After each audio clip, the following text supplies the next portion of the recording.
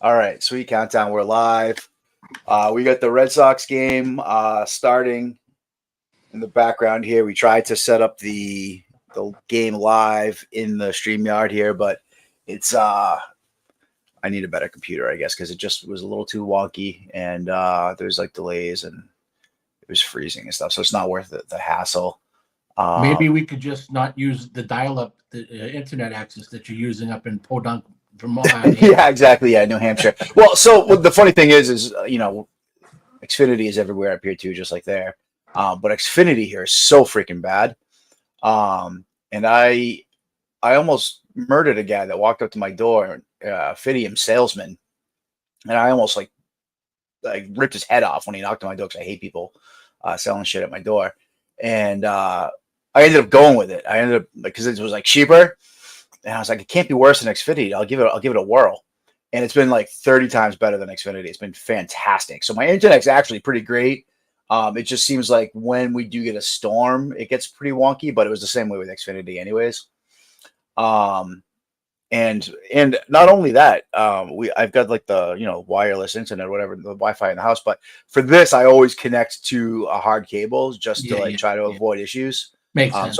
So I've done that. So I've done everything I can. I think for media type stuff, I think I just need a better computer. I use a Surface. I have two Surfaces, and one of them works great for everything I need for work, and the other one's a little older and kind of wonky. But I'll get a Mac this week, and if we want to do this again, I'll be able to do it. Be able to handle it. So sorry about that. That's okay. Nice to so see you. did you see the big trade? We got the Japanese guy from Tampa Bay. Yeah, I don't even know what his name is. I did get a text from a buddy of mine, and he was asking me about the Japanese guy that the Red Sox traded for. And I'm like, whoa, slow down. Let me take a look, see who it is. And, he's it's sad when the big league club is making trades to add depth to the AAA starting rotation. So is he a starter? I know nothing about him. I know that he was on a minor league contract and this is his first year here, and he opted out because he wasn't going to make the Rays. And I know that his ERA in the spring was like 30 or something like that. So yeah, it was 13 and change, and he and the Red Sox were banged up at AAA to start the season with starting pitchers.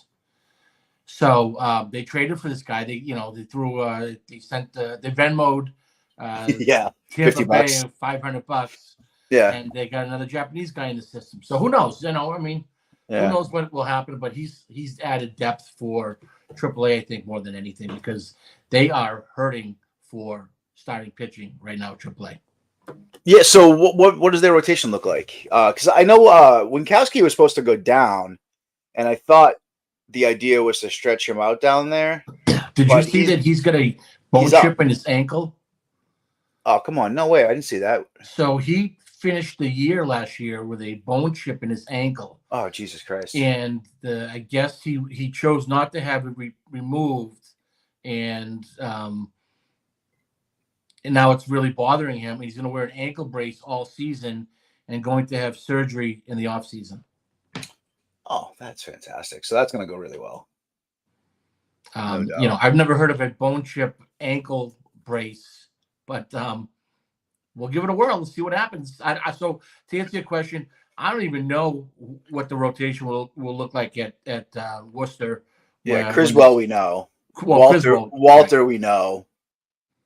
Unless he's one of the hurt ones. He's not hurt, I don't think. No, I don't think he's spring.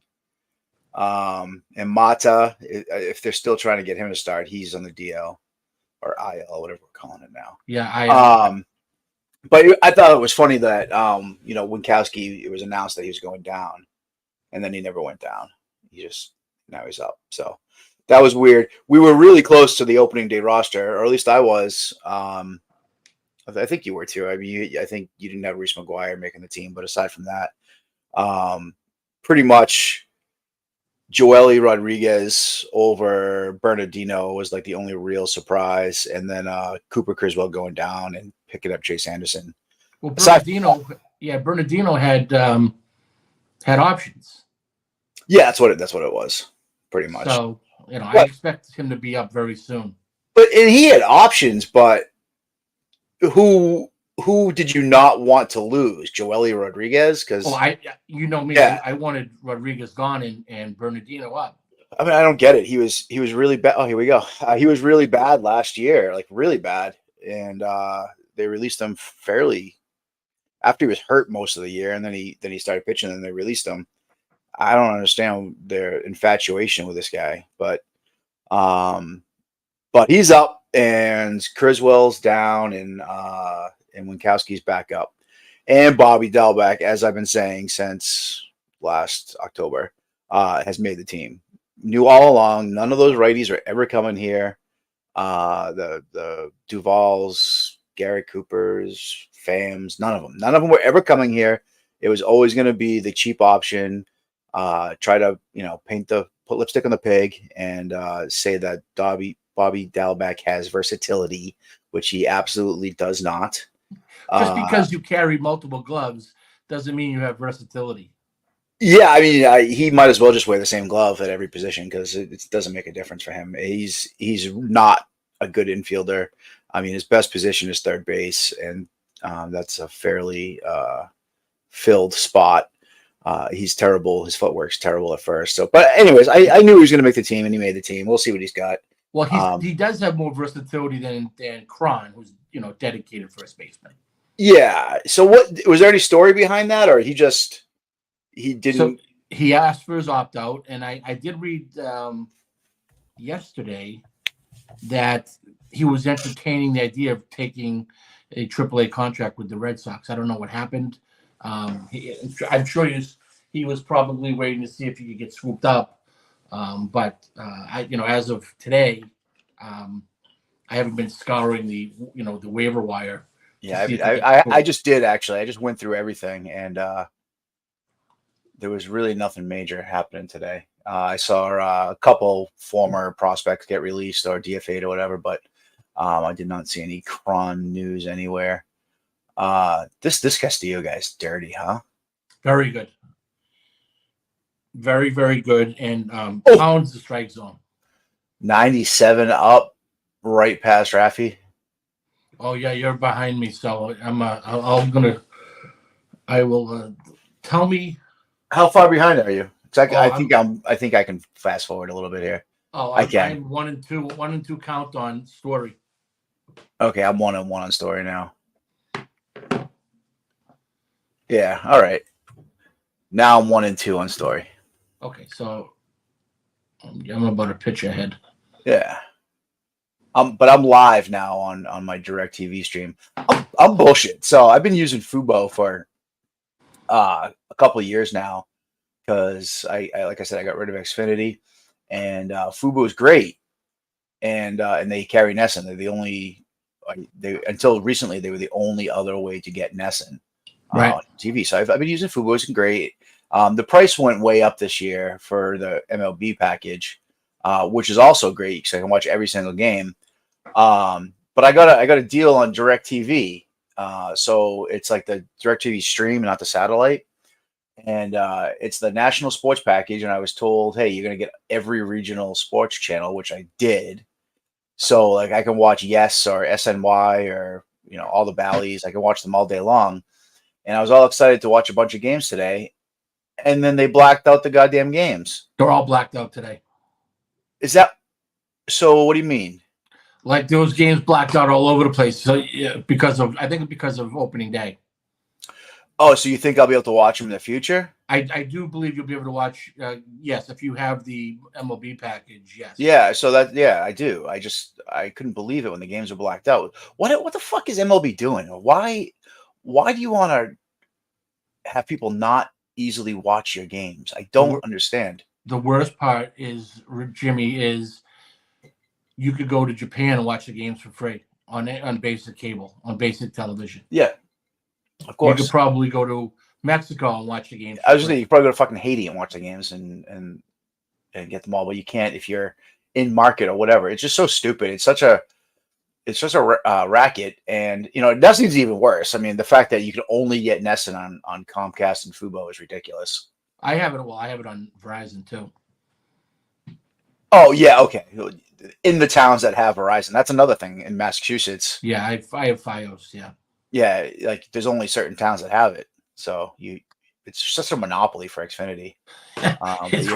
It's crazy. I've been in this house 17 years, and in my old house I had Xfinity. When I came here, I got FiOS, and I've had FiOS for 17 years, and my FiOS is tripled in price in 17 years. Oh yeah, Xfinity is on the same thing. And I've reduced the number of channels and packages that I have, and I'm still paying $300 a month. It's crazy. But it's I do have the Wi-Fi jack turned all the way up. I actually had about 2 months ago. I had the Verizon FiOS business office call me and ask me if I wanted to move my internet line over to a business line because I was using so much internet. I just had it turned all the way up. I don't even use it. There's only 3 of us in the house, and but I have it way up so that I don't lose. There's no lagging and anything like that. And they thought it was a business that I needed to. It should be on a business account. Nice. That's awesome. Yeah. So Fidium up here is formerly Verizon FiOS, so it's the same thing as FiOS. It's Fidium. Fidium with a D. So they used to be Consolidated, I believe it was called. Yeah. And then Verizon bought that, and then Fidium just bought that out again. So in New Hampshire, Verizon is Fidium. And it's great. It's been great, so no complaints. But all right, here's Bello, huh? Already behind. 3-0. Great way to start your season, buddy. I'm surprised he got the nod today. I honestly thought they were going to give it to Pavetta. Well, we're going to find out real quick if he's ready for prime time. Yeah. I mean, I'm not going to freak out if he's not great tonight. There it is. That was a good pitch. It's just a lot of pressure to put on a kid that we know isn't quite ready yet to be an ace. I just don't think he needed this tonight. Well, if you think about it, right? What we call this, right? When Pedro came here, he came here and assumed the ace role. He just didn't come here and he was, the ace, but he had already was an established pitcher. It wasn't like he just. Did he win a Cy Young before he got here? I don't think so. No, because he was a reliever for a lot of the time before he came here. I think he had only started 30 or 40 games before he got he got to Boston. So I will say I was thinking about it when I saw the lineup posted. We nailed this opening day lineup from a defensive standpoint. You did. I still just didn't think that Duran and Rafaela would both be in the outfield. And I felt like they wanted Abreu to be the right fielder moving forward. For the next 5 years or whatever, but they are still giving Duran a shot. So, but they smartly moved him to left field, which I don't know helps anyone. But well, if you're gonna we talked about if you're gonna have Rafaela up here, you got to play him, and he's absolutely second base or center field. Yeah, and O'Neill is a Gold Glove outfielder, so he's the better option in right field. He's got the most experience too. So. Yeah, I just with his injury history, I kind of wanted to see him in left, just to keep him healthy. Like right. In the slight chance that a little less running or whatever, I guess it's not that big a deal, but he is, he's won 2 Gold Gloves. So I guess that's why he's in right and Duran's on left. And, maybe Duran will excel with less ground to cover. Who knows? Oop, that's a nice piece. Nice piece of inside out hitting there, huh? Triple. Oh, they held him up. Wow. Yeah. 1 out, Jim. You always move. take the shot with 1 out. Why not? Now you need 2 hits to get in. He didn't. Well, he got out of the box. It seemed like he didn't get out of the box all that quick. And O'Neill played that well off the wall too. Yeah, but I would have tested at second base. Whenever the cutoff goes to the second baseman on the Yeah, grass, especially Valdez. Yeah, you got to go. yeah, and especially when you're lightning fast like Rodriguez. Yeah, and there's one out. If there's no outs, then fine. Two outs, then stay there. But one out, I'm going. A sac fly gets you in. Oof. So this Polanco kid, he came over from Minnesota, right? Yes. Did they trade for him, or was he a free agent? No, I believe they traded for him. So he's at third. He replaces. Oh, nice piece. There we go. 1-0. Oh, they held him up again. You see O'Neill go ass over tea kettle after the throw? Yeah. That's he was really putting everything behind that. For a ball that wasn't very deep either. Oh, he left that ball up in the zone, huh? Yeah, listen, this is the big leagues. Yep. Yeah, you can't do that. Spring training's over. That should have scored a run. Easy. Yeah. So far, they're being cautious. Did you see? I happened to catch early parts of the Minnesota game. Royce Lewis hit a home run, and then he popped a quad. Yeah, rounding third or something like that. So he went down today, and Justin Steele just went down too, which is awful for the Cubs. Yeah, the Cubs. I mean, they can't win without him. So no, they can't win anyways. They're going nowhere. Well, I mean, they could win their shitty division. With Steele, division too. Yeah, it's a terrible division. I mean, everyone's picking St. Louis to win it, and they finished in last place last year. So, and Mikolas looked like he had never been on the mound before pitching today. Who's that? Was that Mikolas? Oh, Mikolas. Yeah, Jesus. Yeah, he got the opening day start. He was god awful. Well, I mean, he was facing 3 Hall of Famers, but he was hanging fastballs. I mean, he was. He did. He looked like a guy should have come out of the bullpen and not the opening day starter. I needed one more run in that game. I had the over 8.5, and they ended up right at 8. So I had the over. Yeah, I saw that over under. I had the over under. I went over in the Yankees game today, and it was 8.5, and it went over. Yeah, I did a bunch of overs today. I got all except that one. Over. Yeah. The Marlins went over too when the late comeback, and I think it was Pittsburgh came back. I snuck in a bunch of overs at the end, so I had a good day. I only lost one bet so far, and I got the Red Sox. I got them plus 1.5, so wow. They can lose, but only by 1. Wow. Yeah. Well, Bello got out of that, huh? Yeah. Well, the guy, whoever the hitter was, took a shitty swing. Yeah. And he was obviously fooled, but listen, this Red Sox team is going to tease the shit out of all of us for about 8 weeks. Yeah, a lot of optimism today on Twitter. I noticed. Yeah, people are insane. A lot of optimism today on Twitter. I thought there was a major trade when I saw everybody saying, well, let's go Red Sox, and I listen. I hope the Red Sox win the World Series just like you do, but you got to be a little bit realistic, and honestly, I think that the Red Sox front office and specifically the ownership really needs to take a good hard look in the mirror at the end of the year and say, shit, had we signed, we could have signed Snell and Montgomery for nothing. Yeah, we could talk about that. How much goddamn money did the Big Four, the Boris Four, walk away from or lose because of Boris this winter? Well, I think I think that they didn't get to the teams that they wanted to get to, so they took smaller deals. Like Snell turned down 160, 170. I guess with the Yankees, I guess you'll never really know the real number, but yeah, I heard 150 he turned down. Yeah, so I mean that's pretty good for a guy that has never thrown a 7-inning ball game before. Two-time Cy Young winner has never thrown 7 innings. Yeah, so but the Red Sox, they're going to have to take a long, hard look in the mirror at the end of the year if this thing goes the way we all think it's going to go. and say for peanuts, in the grand scheme of things, 50 million is peanuts for a year, right? I mean, they could have ended up staying under the salary, threshold, signing Montgomery.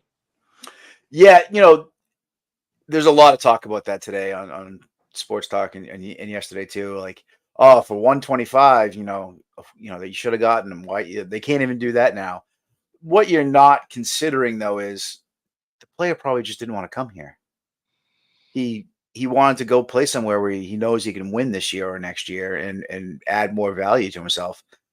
Coming to Boston and finishing in fourth place, like that'd be a win for us today, but that's not what Jordan Montgomery. He just won a World Series, right? But and he's in line for big money. And if he comes to finishes in last place and no one watches him pitch this year, he's not going to get paid. No, but he could have come here, right? His wife is supposedly staying here to do a residency while he pitches in Arizona this year. He could have come here. They could have slept in the same bed together for the next 6 months, and he could have put up good numbers in a tough conference, tough division, and got back on the market next year. Yeah, I thought that whole thing was overblown too. His wife thing, because she's doing a residency, but we don't know. She might have 2 months left in her residency too. I just don't. I don't know. I've never thought that a major league player, unless it was I'm moving home, would be like, oh, I'm going to go to this city because my wife's got a residency could be 2 months left in it, or it could be a year and a half left in it. But either way, it's a short term thing. Yeah. So that people that thought like, oh, it's a done deal because he's in Boston already. Like I always thought that was a little silly. But yeah, it's just the idea that like, oh well, he got 1 in 25, so the Red Sox should have done that. That's not really even the point. The point is that they could have done 4 in 30 and got him. Yeah. And that would be a bargain. You know what I mean? So instead of like lamenting why we didn't get him on the cheap deal that a World Series team got him on, I think the real issue is why didn't we get him on a deal that worked for both sides? Right. Like a 4 in 4 120 or something like that. Or 4 in what did I say? Yeah, 4 and 120. 4 130, yeah. Yeah, that would have made sense. And that's what makes sense to get upset about. I just don't for 1 in 25, he was gonna go somewhere where he's gonna win. I think. Am I echoing? I feel like I'm echoing a bit. You're not echoing. Okay. I just hear my own voice. So my headphones are turned down a bit. What do we got going on here? Beautiful double play. That was a nice turn. They're replaying the turn. Not bad. Yeah. Everybody's got Story winning a Gold Glove. He's never going to win a Gold Glove, but he's going to play. He's going to play good, solid defense. His arms not nearly as good. Falling off. Yeah. He doesn't go to his left really well, but he goes up the middle real well. And if he gets to it, he's not going to bobble it. He's going to catch the baseball. He's the guy that you want to play shortstop because. Let's face it. There's a lot of showmanship in this game, and there's a lot of guys that want to, as my coach be flashy, used to say, has you show the sauce, show that they have the sauce, but they can't make the routine play, and there's no sense having, the guy that could go in the backhand hole and throw the Jeter throw, but can't pick up the ground ball that's between the pitcher and shortstop. Right on the regular and throw a guy out, so Story will do that. Yeah, and that's why I liked Xander too, because he wasn't flashy, but if he got to it, it was an out. Yeah, he's his range was terrible, and everyone nice. But his range wasn't great. But he's another guy. The guys who don't have great range always go to the left really well. They always go to the glove side really well. And that shortens up the throw to first base. So, if he got to it, it was an out. And he never threw the ball away. Very rarely did he throw the ball away. So, here we go. That's what you want. No, that didn't fall in. How about that jump O'Neill got? It was a terrible jump. he took like an extra crow hop and still got to second base standing up. Yeah. It's Well, listen, the big leagues does not care about holding runners. It's crazy. But is Castillo notorious for like being this slow to the plate? I've never heard anyone say anything. I don't know. He's pretty slow though, and obviously the catcher. Let's see what's Riley doing for a setup here. Yeah, he's getting down to one knee with runners on base. God bless him. I don't know why you just give away stolen bases like that, but good to see O'Neill out there running around. So I actually missed how he got on base when we were talking. He walked. He walked. So this is going to be the test, right? With Cedeno. How do you pronounce his full name? Cedane Rafaela. Cedane. Yeah, right. Rafaela. So here's the test with Rafaela. There's a book on Rafaela that nobody used in the spring training. Okay. And they're going to use the book, and these pitchers are going to force him to hit their pitch. And until he learns to lay off what they want him to hit, then he's going to struggle, right? So he's made some strides. I read a lot in the last few days about his work ethic, and he's worked really hard. But now let's see. There's a book on him, and let's see what there's a. Let's see if he can make the adjustments that he didn't make last year. And when he got called up last year, the season was over. Yeah, there was a lot of young kids up in the big leagues and throwing and getting learning their taste of big league level. So, and when you come up in that situation too as a kid, nice pitch. You can't take that pitch. You got to foul the ball off with 2 strikes. Yeah, that was a nice pitch though. That was right at the top of the zone. Scoring position. There you go. So when you come up and you're that age and the team's in last place, you've got nothing to lose. You can go up to the plate and not be worried about winning a job or losing a job or impressing anyone. You just want to get your hacks in and you're relaxed. Now he's got a starting position for the Boston Red Sox in center field on opening day. That's pressure. That's changes your mindset at the plate. Never mind the fact that now you're going to be facing, Luis Castillo on opening day. It's a whole mindset, and hitting is just so much in your head. So we'll see what the kid's got. I mean that first at bat wasn't great, but he laid off the balls that were outside. That's good, and then he that was a tough pitch that was right at the top of the zone that he struck out on. So. Did you see while we're at commercial, did you see the Texas Rangers lineup today? No, I didn't, but that Langford kid looks fucking good. So he batting 5th today, opening day. Where did Carter hit? 8th. Really? That's a pretty good lineup. I saw Garcia went deep. That lineup, it's stacked. Stacked. Yeah, you get the MVP and Adolis Garcia and 2 stud rookies and Young. I love Josh Young. Good. I think he's going to be the best third baseman in baseball in short time. And the catcher's good too. Jonah Heim, yeah, I love him. He's switch hitter too, which is nice. And young. They're all young. They're all babies. Yeah, I mean. Nate Lowe's still the first baseman, right? And he was a big time prospect, and now he's kind of like an afterthought on that team. But he's a good ball player. Oh, nice. No. Yeah. Don't even just eat that one up, buddy. I don't need to see you make that throw. No. Yeah, just keep it in your back pocket. He'll learn. No one's making that play. No. Alomar makes that play. That's maybe one of the only guys that makes that play. Yeah. So the one thing that I've noticed with him, and I might have mentioned this last week. I don't know if I did or not. He takes really bad angles to ground balls. If he was going back in that 45 a little bit more to that ball, then he's in a better position to make a throw. But because he's sprinting 90 degrees at the ball, he's got no chance. And everything he does is max effort. He's a max effort guy. Yeah. I like his hustle. I like his bat. He seems like we might have something there. He's got to learn how to play second base. Nice job.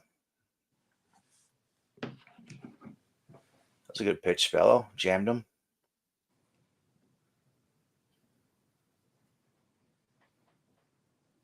What was that pitch that just jammed? I think it was just a two-seamer. Nice job. I don't pay any attention to the intern that's punching in what pitch. I know. No, you can't pay attention to that. It's like almost never right. Ooh, you hear that in the background here? Got a fighter jet taking off down the street. Oh, really? Yeah, my whole house is shaking. Surprised you can't hear it. No. So yeah, I'm like I don't know, a mile from Pease Air Force Base. Oh, you are? Yeah, okay. Yeah. And you can hear the planes all the time. It's not bad, but when there's a fighter, they rattle the whole city. And it's taken off at 10:30 at night?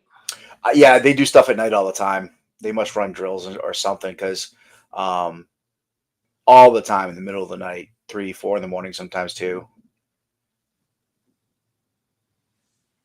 Okay, come on, find it, kid.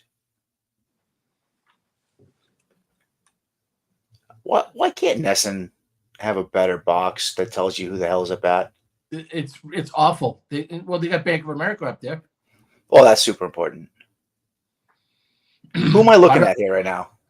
That is Haniger just popped out, right? So this is I don't know.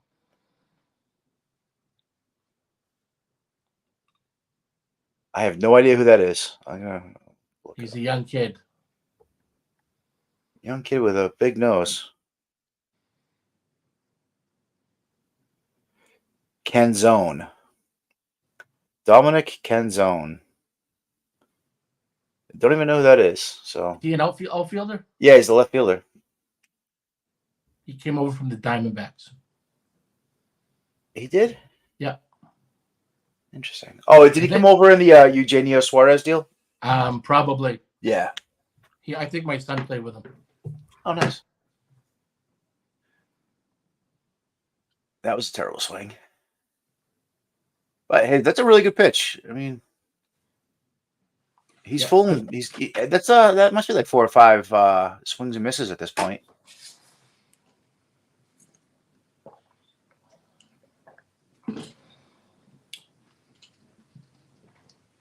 I'm almost half. Who's doing the broadcast for Nesson? I believe it's Will Euclid. Oh, yeah, Uke. Yeah, Uke. That's right. Yeah. I liked Uke for a little while. I kind of got sick of him. He's okay. I mean, yeah, he's fine. What I like, but he talks just to talk is Middlebrooks. I really like Middlebrooks. Yeah, he's very insightful and knows what he's talking about, but he just always talks. Just sometimes, let. And I've actually texted him like mid broadcast. I'd just say, "Dude, say less." Yeah, there you go. And he'll respond, "LOL." I'm like, "You're working. Why are you responding?" That guy hit the lottery, though, huh? Yeah. Freaking gets to marry Jenny Dell and then call Red Sox games for a living. Right? Yeah, he's doing all right for himself, despite the knee injury. Who was she shacking up with before she started dating Will Middlebrooks? Oh, I don't know. I never heard any rumors about her. Oh, she was dating somebody. I mean, I've heard all the rumors about the other girls, but was it her and Farrell? No, that was forget her name. She's up here in New Hampshire now doing sports. She was older. Yeah, okay. Jenny was a young girl. Right? I can't think of her name right now. She was on Comcast Sportsnet for a couple years, and she did the Red Sox for like a year, I think. She's up here. I can't remember her name, but they're still together. And then there was always the rumors of Heidi Watney and Veritek. Those were definitely true. Yeah, I thought so too. I mean, everybody has denied it, which is like, there's no reason to. So, which is weird. And then there's Hazel May, who just literally made her way through the entire clubhouse. She was like the slump buster for the team.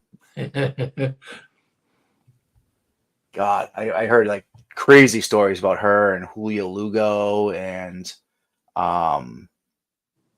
I think even Alex Cora at the time too. I believe it. Yeah. There was like 4 or 5 guys. Nice job. Hey. Bello looks pretty good, man. Let's see if he can do it for 31 more starts.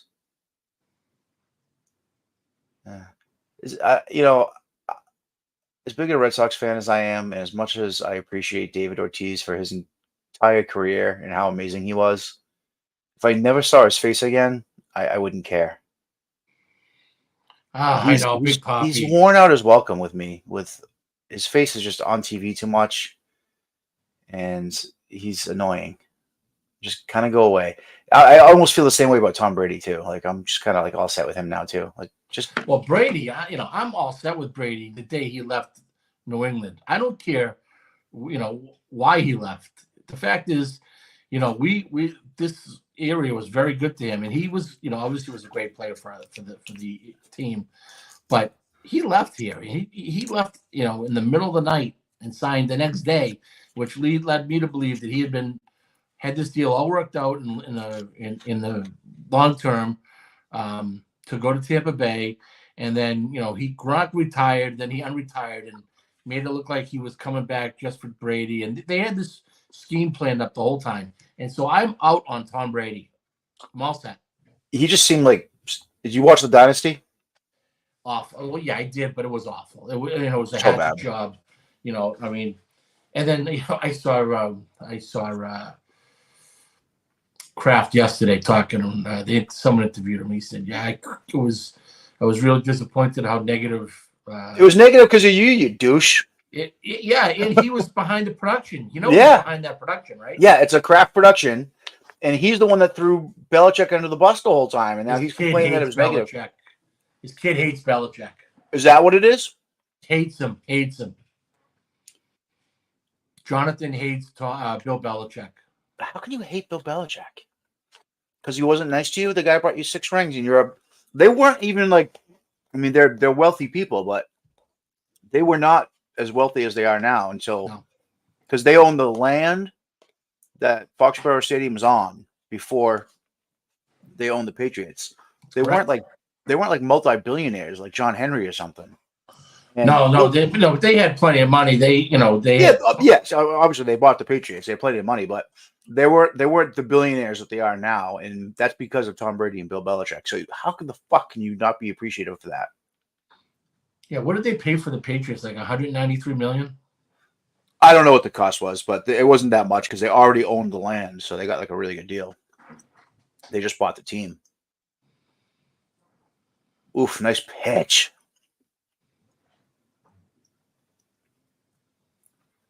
I would love to have a guy like Castillo here. Yeah.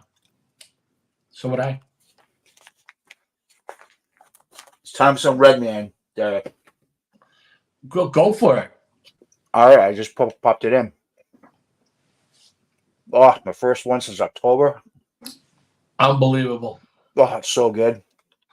I can't hit a baseball without it. I couldn't play without dip for a long time. I've never dipped in my life. Never? Nope. I don't like it. It just makes me sick. It's too strong. I've never smoked in my life. Yeah, I never smoked either. And you know who got me chewing? I was probably I don't know, I was probably 27, 28 years old playing with Eric Shepherdson. Yeah. Yeah, from he played at St. John's, and I think he coaches with Antonelli now. Um, I was playing North Shore League with him, and he was wrapping it up with the bubble gum and everything, and I was like, yeah, I'll try that. And ever since, it's been like 20 years. I can't fucking hit a baseball without it. So strictly Redman. Redman, and watermelon hubba bubba. So you won't do like beech nut? I will if I can find it. It's not everywhere. Yeah, beech nut was when I was doing chewing tobacco. Beech nut was phenomenal. Yeah, it's good stuff. There's a lot more sugar in it though. Is that well? That would make sense. Yeah. All right, here's my MVP of the Red Sox 2024. He struck out his first at bat, right? Flew up to left. He did. I just don't see it with this kid. I hope I'm wrong. I really do. I think people just like him because he's got cool tattoos and his blonde curls and he's fast and. I'm surprised that he kept the blonde. He said he was not going to. I saw an interview, and he said they were going to go away soon, and that was about 2 weeks ago. He looks like an idiot. Yeah, he looks like one of the Backstreet Boys. Yeah, except jacked. My son says he's a great guy, great kid. Yeah, that's good to hear. He doesn't come off like that to me. California kid. Yeah. Listen, the difference between the kids in the California out in the West Coast versus kids on the East Coast, it's unbelievable. I see it every summer when we get our players come in for the Navs, and you can see like the imaginary line drawn almost instantly between the kids from the western part of the country and the kids from the eastern part of the country. There it is, swinging at garbage. That was a nasty pitch. Yeah, but it was a ball all the way. Well, okay. Yeah, that was dirty. God, that was like a foot and a half of break, huh? Good changeup. He's got one of the better changeups in baseball. So, So I don't think I've seen a pitch move that far in on a righty or out on a lefty on a changeup. That was a lot of movement. Yeah. I love Raffy. He's just talking to himself, smiling. Always got a chewing too. Giant red man in his face.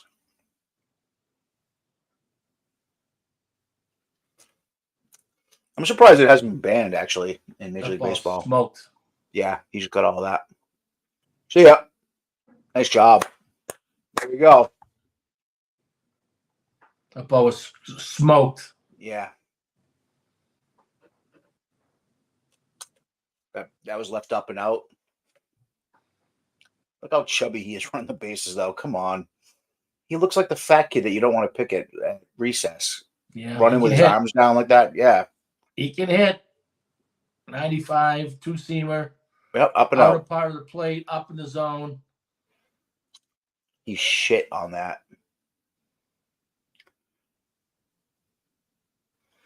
I got to tell you, too, the Nesson cameramen, they suck so bad. More often than not, they make a ball that is like an absolute bomb look like it might be caught, or there's a fly ball that they make look like a bomb. Like they can't track balls. They're terrible. One of them, actually, he might have retired recently. Bob something or other, Nesson cameraman for the Red Sox. He lives literally next to Twy Field. Oh, really? Yeah. He used to always come over and watch us play. Good guy. Wicked nice guy. What year did you get out of high school? Out of high school, 95. Yeah, I'm a young pup compared to you. Yeah, you are. What are you, 91? 89. Oh, Jesus Christ. 89. My brother's 90. 1 year apart, huh? 18 months. Nice. Yep, we played every single sport together. I was never not on a team. When we moved to Swampscott, I was 9, and I was the first pick in the Little League draft. I was the new kid in town. Nice. I was the first pick in the draft. Oh, you're 6'4" in Little League? No, it was not. It was not. No, but I was good. I was good. I was a good player from the time I was born.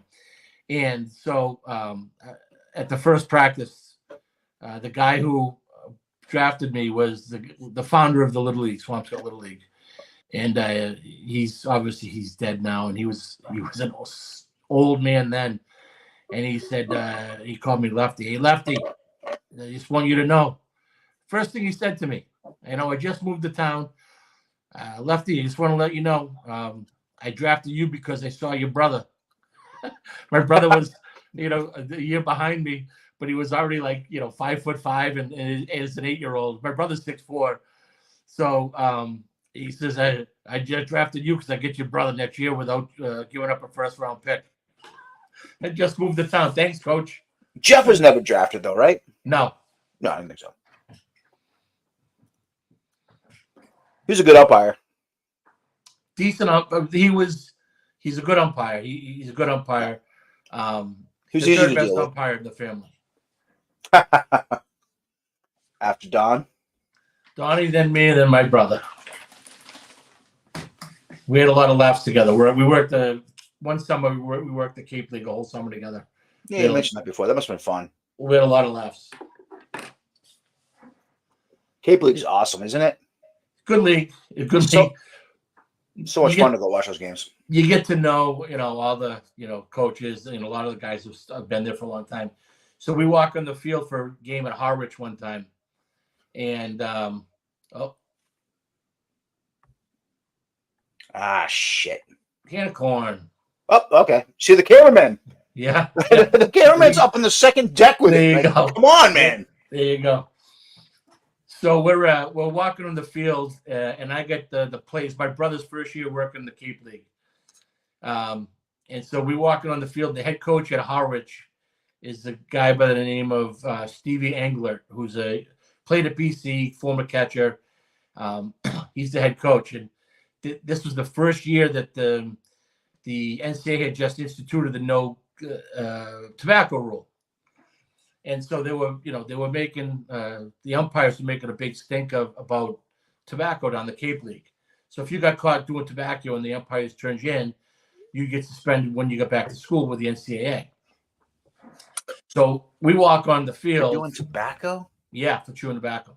Fucking ridiculous. So we walk on the field for the game, the three of us, and Harwich coaches, they're in the third base dugout, and we're walking by, and he looks out, he goes, we got the A team, and he turns down to his bench. He goes, all right, boys, the no dip rule is not in effect today, right? My dad's got a big chew in, my brother's got a big chew in, and I got a dip in. And we know, do whatever you want today, folks. Yeah, it was great, and awesome. The kids all appreciated it. They just want to go out and play and not have to worry about that nonsense, Yeah, that's funny. I play in the Cape every Labor Day weekend. Yeah, you told me that. Yeah, like 10 years in a row now, something like that. It's a lot of fun, man. Those fields are so beautiful, and the people that maintain them, like every field's got like the one like old town drunk that takes care of the field. They're all wicked nice. They're so cool to deal with. Fields are beautiful. You're playing on the field, and like literally like every freaking major league ball player is played there. It's kind of a cool thing. They're all high school fields still, which is crazy. Oh, wouldn't that be nice to have a high school field like that? The fields that we played on. I'm watching these like clips like perfect game puts out or whatever, and they're talking about these shortstops making these unbelievable plays in the hole and whatever, and they're sliding on this beautiful turf that like you could slide on for 100 yards. They never had to deal with New England fields like we did. Yeah. It's such a difference playing on a high school field up here and playing on a like a pro quality or even college quality field. Yeah, and what's funny is that the players when they get to the Cape League, they especially the guys that are there for the first year, they all think the fields stink. Well, compared to what they're on down south, they probably do. And but for us, they're unbelievable. There's some fields that are well taken care of down there. Howard is well taken care of, and Orleans is well taken care of. Yeah, but Orleans. So Orleans is my favorite field, but it's also like the most basic field. There's like there's no stands. There's nothing. It's just like the hill. Yeah, just the hill on the right on the first base side, and then about a million miles away is the playground in left field. And they pack it in though. They get 1,500, 2,000 a night. Yeah, that hill's awesome though. Which one's the one with the hill in right field? It's at an elementary school. Is that Yeah, so that's either Harwich or Chatham. Chatham, yeah, okay. So that field there, I was there when Bo Jackson, when Mo Vaughn hit a home run there into the school, across the street onto the police station, roof of the police station. Jesus Christ! And it was the last year that they it was the first year that they started using wood bats, and he went from like a suspect to a prospect after one round of BP. And I remember it because when I went back to the umpire, 30 years later, I looked and I said, Jesus Christ, that's still the furthest ball I've ever seen hit in BP. And his swing is so violent. Violent, it's a good word. Him and Gary Sheffield, the two most violent swings of all time. And so I was just saying how much I can't stand David Ortiz. Mo Vaughn would be great at what David Ortiz is doing. I would much rather listen to Mo Vaughn talk today. Why? How come he's not part of the game? I wonder. Yeah, he made a shitload of money. Yeah, I don't even know what he's doing. I assume he's in Pervert Alley at the Foxy Lady right now or something. The Foxy Lady closed. Did it really? I believe it's closed. Jesus Christ! Where's everyone going? No more legs and eggs for Mo Vaughn. Oh my God! I went there once. My lovely ex-wife went to Providence College, so I spent a lot of time in Providence for a couple of years, and I went once with her, as a matter of fact, and sat next to Kevin Falk. It's just funny, and you could like look around the room too, and like see like 3 or 4 other like athletes or Oh yeah. Politicians. It was the place to be. Oh,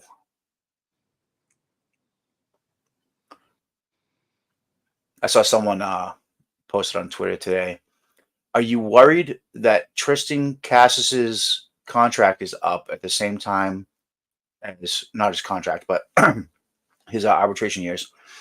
That Tristan Casas becomes a free agent at the same time as Freddie Freeman. I'm like, why would you worry about that now? That's a weird thing to worry about. You think he's going to the Dodgers? It's 5 years too early to even think about shit like that. Yeah, he's an East Coast kid. I think he'd rather stay this side of the Mississippi. Yeah, he's a Miami guy. There you go. His brother is a spitting image of him. Gavin, yeah. So he transferred. Huh? He was at Vandy and now he's NC State. South Carolina, I believe. South Carolina, okay. I don't like all these college kids moving around. Well, it's one thing to move around once. It's one thing to move around every year, 3-4 times. Yeah, Tommy Tanks, Tommy White at LSU. He was so much fun his freshman year at NC State. He brought the program up from, not nothing, but they weren't that good, and he brought them to like national prominence. And then just bailed. Went to LSU, and yeah, he's doing the same thing. Took $1 million in NIL money and went to LSU. It's frustrating. They need to fix the whole system with the NIL. I'm happy that the kids are getting paid because they deserve it, but there needs to be a cap on it, or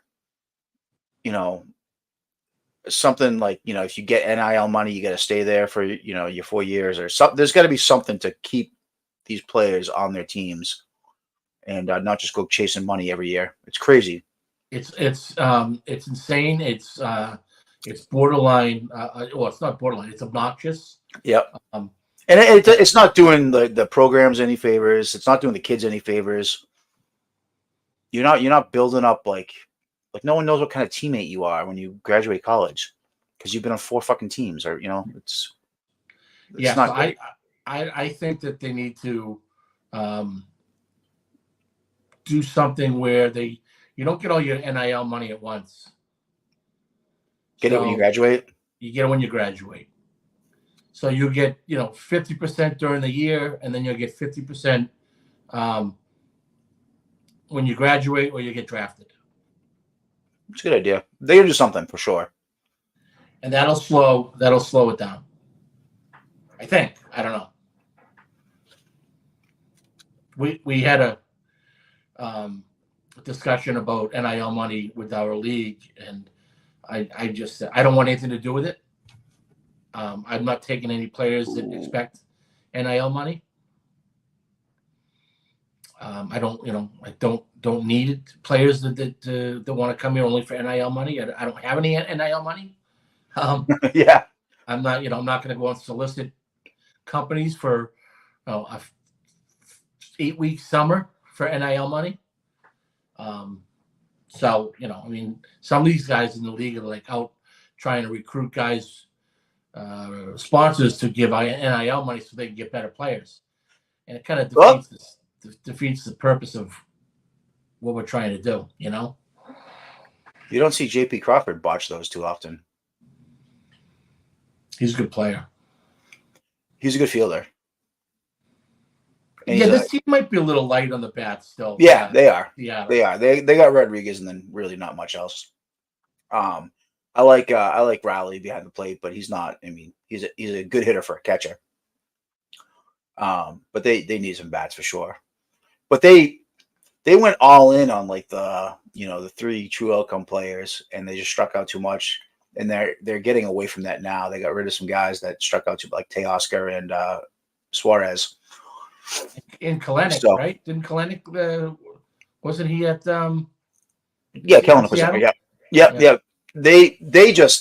He wasn't one of those like guys that struck out too much. He was disliked and not living up to his potential. But got it. Oh, there we go.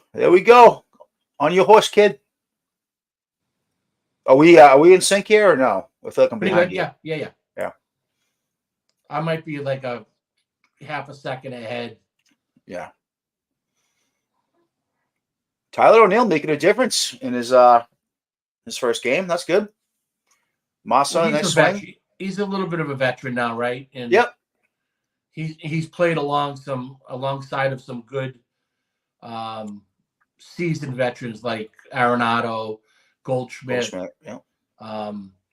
Yachty.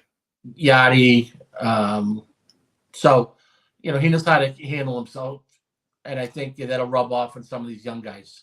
I was watching. Speaking of them, I was watching Adam Wainwright today on his MLB Network debut. Oh, is that him? Is that who that was? He looks like such a nerd. Yeah, he's thinned out already too. Yeah, he's thinned out. Oh, where was that throw? I will tell you, that's the other thing is the fundamentals are gone out of this game. They don't exist.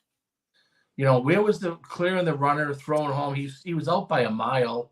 He had plenty of time. The infield's in. I mean, yeah, he didn't set his feet at all. he made the throw running backwards. There's no need for that. I understand went off his helmet. Yeah, he should have stayed to the outside of the diamond. Yeah. He's trying to throw the ball to the inside of the diamond, and obviously he's going to run into the runner. Yeah. So Wainwright was on MLB Network, and they were talking about what game was it? There was a play at the plate I But saw. So I was watching that. I saw the same thing. It was the Pittsburgh game. yeah. And they were saying like, oh, the catcher blocked the plate, and then they did a review, and they determined that the catcher had to block the plate to get the ball. But Wainwright was explaining to Harold Reynolds and Karros that the catcher should have stayed behind the plate to make the play, which is absolutely not what you do. No, so I was in my office watching it and working, listening at the same time. So the rule with blocking the plate is Give him a lane. You can block the plate on a throw from an infielder. You cannot block the plate on the throw from an outfielder. I didn't think you could block it at all, but yeah, so you do not have to give the lane to a runner from an infield throw. You do from an outfield. Interesting. And it makes sense if you think about it because things are happening a lot faster. Oh come on.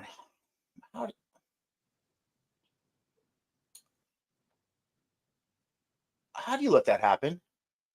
So he couldn't stay in a rundown for them to score? Yeah, that was bad. What just happened? Why did he stop? I don't know. I mean, it wasn't a hit and run. There's 2 outs. No, it wasn't a hit and run. It wasn't a delayed steal. Maybe he thought it was 1 out and he was going to get caught in a rundown. Well, but he didn't get caught in a rundown. Answer. Yeah, listen, you're not going to get caught in a rundown with Yoshida at third base. He takes 2 hits for him to get home from third. Yeah, he's slow. So, anyways, the catcher blocking the plate. I was always taught as a catcher that you put your left foot on the foul line facing third base. So you were taught, and first of all, you're right. Yeah. But this new rule that you can't block the plate is the reason why you can't block any base now. Yeah, but if your left foot is on the foul line, the entire plate is available for the runner on the outside. And correct. For some reason, Wainwright was trying to tell, and he just doesn't know. It was funny just how little he knows, being around the game that long. He was saying that the catcher needs to be behind the plate, giving the runner the inside, which is you can't make a play like that because then the ball is between you and the ball coming in.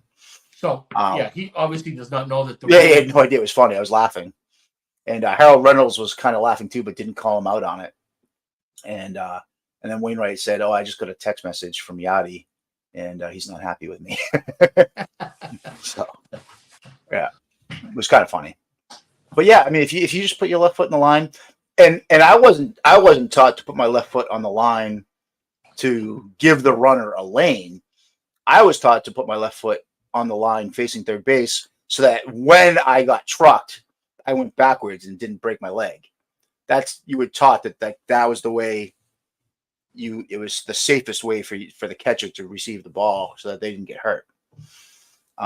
Not necessarily but you do give them the entire plate is available if a catcher does that. Correct. I want to see a replay of that. Maybe there's a missed sign or something. That was weird. Yeah, I don't know if you're going to see it. Yeah, these NESN broadcasts suck. NESN really sucks. They've mailed it in. They really have. They don't care about the quality. They just want to get in as many commercials as possible. So, it seems like that they obviously they're owned by, John Henry, but they are completely of the opinion that they hit him in the foot. Completely of the opinion that the Red Sox fan base is so strong that they don't really need to do a whole hell of a lot to attract them to come watch the game, both on TV and at the park. Yeah. I just got a text from our fearless leader, Chris. What did he say? He says, please say this on the show for me. Quote unquote. Fuck Devers, that fat Albert looking motherfucker. He's a Yankee fan, so I know he is. I texted him. I sent him a couple messages today. Yeah, did you see his post about his kid? No. Yeah, go back and read it.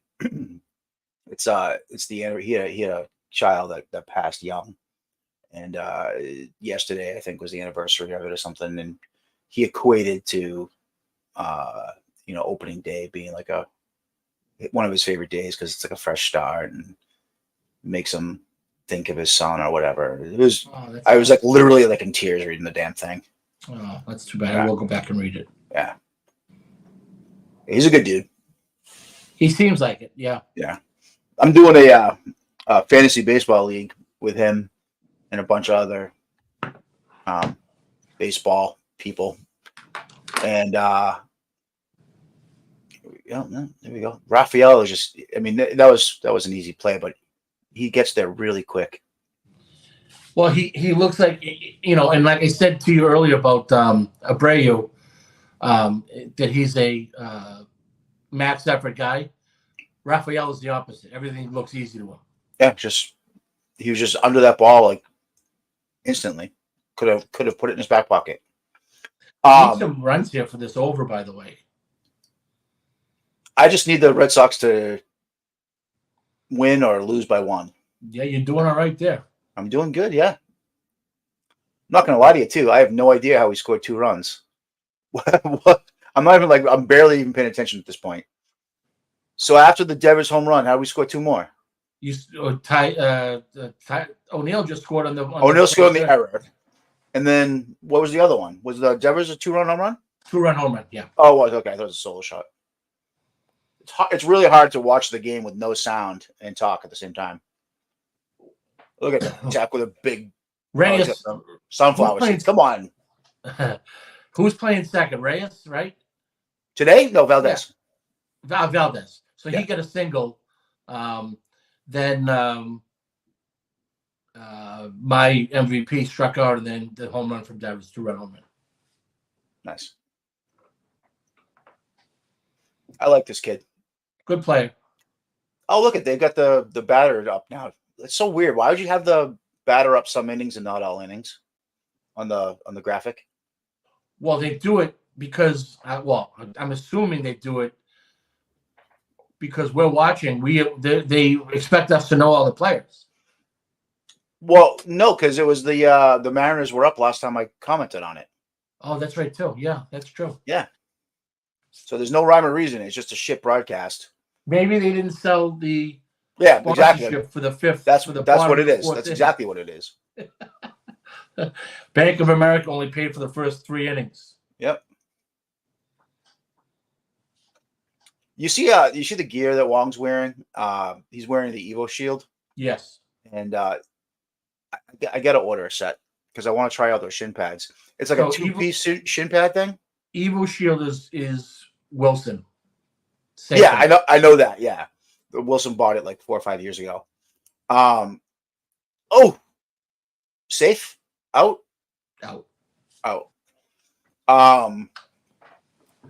It's interesting to see those shin pads, how it's like a 2-piece thing where you put on like a pad around your calf and then like the upper part of the shin guard is separate. And really? It's almost like you can wear the shin guard, like the lower half of it as like a, protection when you're hitting, and then just put the top part of the shin pad on. It's a 2-piece shin pad. Wow. And I want to get a set just because I'm curious. I've been wearing come on. Damn it. Let's go. Yeah. Henniger's a good hitter. Good player. Yeah. There was some rumors over the winter that he was going to come here. Yeah, well, he was one of those right-handed batters that was available, and it was always going to be Dahlbach. Always. So what kind of gear do you wear now? I've been wearing the Force 3. They're all wearing the masks, the spring masks. Is that Tyler? Is that Flowers' company? Who's the catcher that started that company? I don't think it was a catcher. No? I don't think so. I hope it wasn't Tyler Flowers because I can't stand him. Don't tell me that. I think it was. Ah, God damn it. So it's the spring mask, and like literally every catcher's wearing the mask now. And a few guys are wearing the gear, the chest protector and the shin pads. I really like them because they've got my baby blue color, which I really love. I've got 3 sets of it now. But Rox Arroyo, Rafael Arroyo. Yeah. So he gave me like he's like a rep for them or whatever, or a ambassador. For Force 3? Yeah. Yeah, and he gave me a 50% off code. So I've got 3 sets of their gear, 3 different colors. It's really good gear. The shin pads are dog shit though. They keep cracking. I've never had a pair of shin guards in my life crack. And I've had 3 sets of Force 3 crack on me. They replaced them immediately. In the last set, they said, "Hey, I think we fixed this issue," and it hasn't cracked, which is nice. But it was wild. I'm like, brand new fucking gear. It keeps cracking. I've never in my life have I seen that happen. Wow. So, but Yasmani Grandal wears it, and yeah, I've seen it. I've seen it out there a little bit. Yeah, I think that's Tyler Flowers' company. That breaks my heart because I don't like him. He was with the Braves for a while, right? Yeah, he was with the Braves, and he was a decent player, but he's teaching all the bullshit with the one knee and the glove tap on the ground and the yanking it and all that. I hate that shit. So that hurts my brain a little bit. But the masks are heavy. But once you get used to it, they're very, very safe. You can't feel a foul ball off your mask, which is nice. So, yeah, my son has a contract with Rawlings. Oh, nice. I like Rawlings chest protectors. I like that shiny, like old school chest. Yeah, that's the pro one. That no one can get. You can't get it. Yeah. Yeah, it's the Yadier Molino. Only the pros. You get them with contracts. They're the best gear. Yeah, I wouldn't know. I've never had Rawlings gear. I've been all-star my whole life until Force 3 the last couple of years. And my son went to a bucket hat helmet a couple of years ago. Yeah. And I'm always breaking. I used to break his balls a little bit because we're old school. Yep. And but he said, "Dad, it's I don't have to worry about my helmet sliding all over the place when it's 100 degrees in the middle of summer. The helmet, the hockey mask just stays there." Oh, I've never really had an issue with that. He's a big sweater. Is he? Oh. So yeah, I've tried the hockey helmet, and I just don't. It's like claustrophobic. I don't like the feeling, and I feel like you lose like some peripherals, and it's harder to take off, and I don't want to have like problems throwing my mask off if I need to. So although they're teaching kids now not to take the mask off on like pop-ups and stuff. I think it's dumb. It's wicked stupid. I don't understand that. Let me see if I can find a picture of my son with his gear. Send it to you.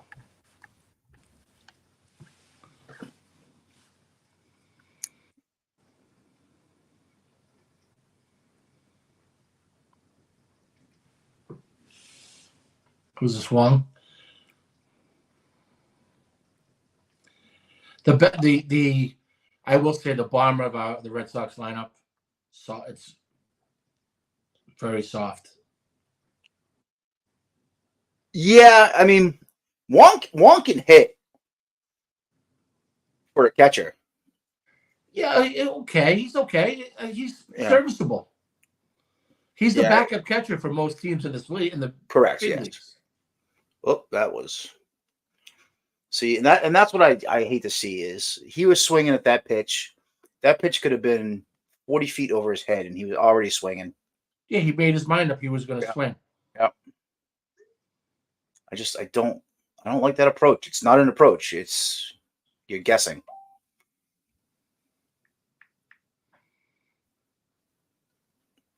I just got your picture. So that's the chest protector, but he's that was a few years ago. Now he's that's good looking gear. Now he's to the bucket. Yeah, I like the Force 3 because they have my baby blue, and you can't get baby blue gear from anyone. How's this picture? I'm going to send it to you. Baby blue is hard to get. Yeah, Force 3's got it in stock, baby. I love it. And All Star, you can do custom in the mix lab or whatever. But it's like sometimes they shut it down because they're overwhelmed with orders and you can't get it for like months on end. And then it's like $700 for a set of custom gear. I can probably get you better pricing than that. Nice. There you go. There's your MVP.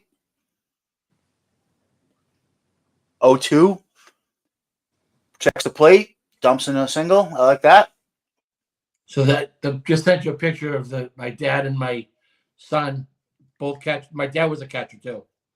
Yeah, I know. Yeah, you told me that. And then I just sent you a picture with Ryan with the bucket on. But yeah, I can get gear. Let's see. I can get you. You let me know what you want. I'll give you pricing for anything you need. Whatever it costs me, I'll charge you. I appreciate that. I'm good right now. Like I said, I got 3 sets of Force 3.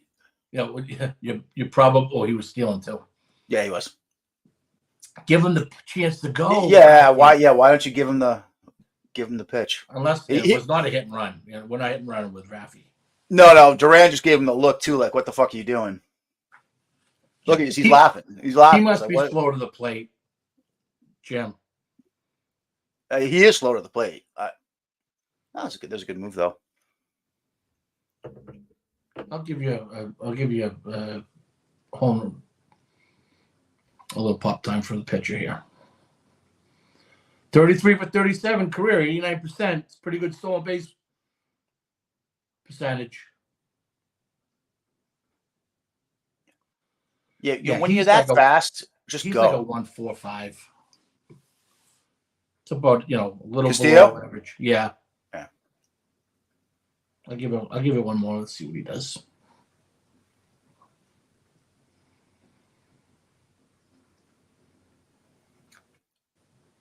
He's easy to time. Oh, look at this. Go. Oh, come on. Everyone's being really cautious on the base pass, huh? Well, 1 out. You're second and third now. Yeah, I know, but Duran was like around third before the right fielder had the ball. Listen, this guy don't want to lose his job on opening day, but third base. Yeah, that's true. Box, right? That's true. He was the first base coach last year. There's a little difference between first and third. Yeah. Oh no, he was okay. So he wasn't on third. I misread. The camera kind of messed me up a little bit. He was still short of third base when the ball was picked up. Come on, we need a 3-run home run here. Put this game over. That'd be nice. Yeah. So Castillo, he's not the slowest to the plate, but it looks like his timing is like the same every single pitch. He was the 2 pitches I did. It was 1-4, 1-4-2. Yeah, but I mean his timing as far as he comes to the set, and then it's like 1, 2, and then he goes to the pitch. It's easy for the runner to pick that up. Yeah, these guys don't care about the runner. Yeah, he does like that little left leg shimmy when he comes to a set, and then it's like a 1 count, and he goes. So that's easy to time up if you're a runner. Sure is. Let's go, Trevor. I don't expect much from this team. I really, we've established that. But if we could watch a really nice Yara story in Cassis and Devers, at least it'll be fun to watch and root for. And, well, I could get behind a team that hits and scores a bunch of runs, and at least they're fun to watch every night. Well, if they play hard and, and they win a few games early, momentum's everything in this game, and confidence is everything in this game, as you know. Yeah. Who knows? Maybe they're in first place in Memorial Day, and they got this juju going, and they go and make a trade. Yeah, and I'll tell you, in fairness too, in 2013, I felt just like this. Going into the season, we didn't have an ace, and but you had some dudes though. Yeah, you had some dudes that they went out and got Peavy later in the year, and Dempster too. Was Dempster there to start the season? I don't think. I don't think so. Was there, right? Maybe it was Dempster. So, and they had Wade Miley and Justin Masterson and Clay. wasn't Lackey on the team too? And Lackey, yeah. So, but that was like Lackey. That was like old, kind of washed up Lackey. Well, he pitched pretty good in the postseason. Yeah, yeah. But I felt similarly about that Good team. take. That's a good Even take. yeah, it was a very good take. Even when they were in first place, come like whatever June or whatever, I still always felt like, they're not going to finish in first. And then they won the World Series. So I guess you never know. I just that'd be nice. It'd be nice to have something to root for here, even if there's really no chance. I was really bummed out that my Braves were rained out today. That sucks when opening day gets rained out. I know. That's another thing Major League Baseball completely fucks up. There is no reason to be playing baseball in Philly, New York, Boston, Chicago, Minnesota before April 10th. There's just no need for it. Oh, Minnesota, isn't that a dome? No, Tiger Field's the stadium's not a dome? No, which was the dumbest decision in the history of decisions, building a field. I'll tell you what, it's beautiful looking. It's a gorgeous field, but I mean, they get two months of summer up there. And baseball sucks in the cold. It sucks for the fans too. Like, you don't want to go sit and freeze your ass off watching baseball. There's no reason to have cold weather games and rainouts on opening day. It's always raining up here in April. How about it snowing in March? I know. We Potch, New Hampshire last week got fucking like 3 feet of snow. Did you get anything where you I got an inch and a half or so. It's gone already. But like 20 minutes north of me, they were buried. Are you right on that line? Yeah. I don't think we got 5 inches the whole year here. Really? No. Yeah, I didn't get much this year because oh, come on. What are you doing? Safe. Stay there. Oh. Right. You gotta. Let's take a look. Yeah, he definitely looks safe.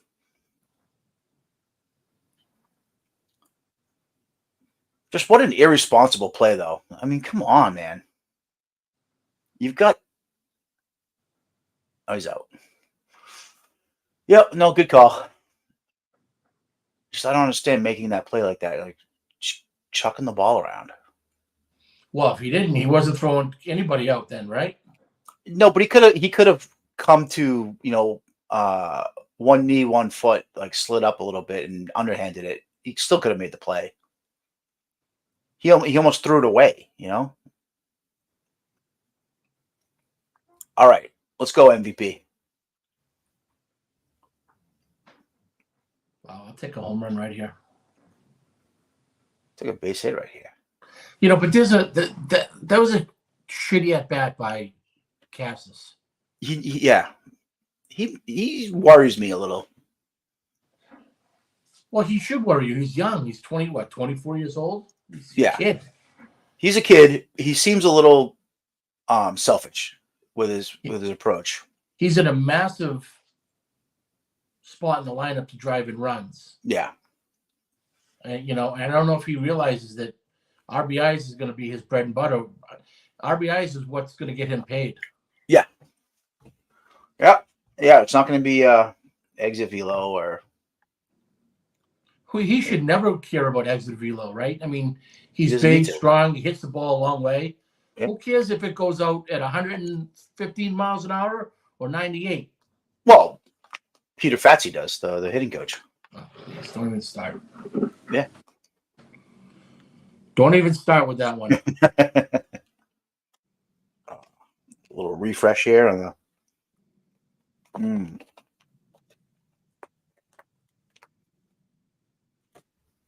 God, I fucking love Red Man. They changed the name of it? No, because they went woke.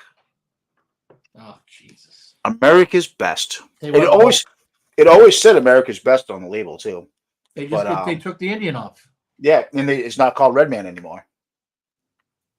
It's crazy. They went woke. Mm-hmm. Yeah.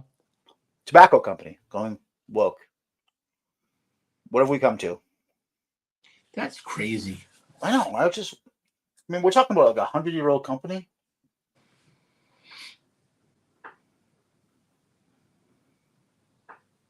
John Pinkerton has delivered the world's freshest, most satisfying chew since 1887. We changed the name after 140 years.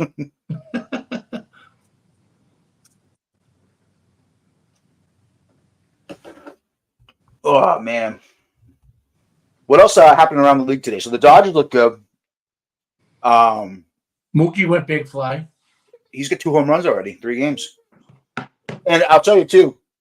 One second, I got to spread this out. I was watching a video of him working out at shortstop, and the changes that he's made to his approach just in the last 2 weeks, he's come a long way. As far as receiving the ball, and you know how they don't teach you how to funnel anymore. Now they teach you to kind of push it forward. So he was doing that. Up until like 2 or 3 weeks ago, and then whoever the infield coach is was working with him, and now he's funneling it back into the throw like he's supposed to, and he looks like a different shortstop just after 2 weeks. He looks like he's learning the position quickly. So, which you don't want to hear from your, but he's $1 billion team, but he's limited in range. He's limited in arm. He's got a completely different arm. Yeah. From the infield as he does from the outfield. Yeah, he's got a really long throw. He will be exposed as the season goes on. He tried to make one of those like Jeter plays the other day. I saw it. Yeah. And it's just too much of this back here. But it seems like he's learning it, so maybe he'll pick it up and in a couple months be better. I hope. It's fun to watch him. Yeah, it would be nice if he was with the Red Sox. Yeah, he looked good at second base right now, or right field for that matter. Put him in center field. Yep. But I think he's going to be the MVP just because there's so much focus on him playing shortstop and the value that he has. They moved him to second base late in the game today after some pinch hitters came in. What was the final score of that game? 7-1. So Goldschmidt hit a bomb. I saw that, yeah. So they moved him to second base later in the game? Yeah, so the Cardinals brought in the kid that was a prospect, and he's not really a prospect anymore, the lefty. He was a big time Liberatore. Oh, yeah. So they brought in Liberatore to face 3 straight lefties, and then the Dodgers pinch hit with 3 straight righties. So they brought in Kike, Chris Taylor, and Rojas. And then Rojas with a short, and whoever was at second, Lux, I guess, came out and bet slid over. And then Kike went to center, and Chris Taylor to left. Chris Taylor's a good dude. He's a good player. Good player. He can play anywhere. He's fast. People like him. He's affordable. He came up as a catcher too, didn't he? I don't know about that. I don't think so. So we get Bello at 75 pitches with 1 out and a full count in the 5th inning. Are we going to see a pitcher finish 6 innings on opening day? He will not throw the 6th inning. You know that. He's not going to pitch the 6th inning. So then the Red Sox are probably going to lose this game. Well, the strength is their bullpen. It was when Houck and Whitlock were in it. And Bernardino. They're already saying he ain't pitching to so-and-so. Yeah, I bet he's got 3 batters left. He's at 75 fucking pitches. Come on, let him go.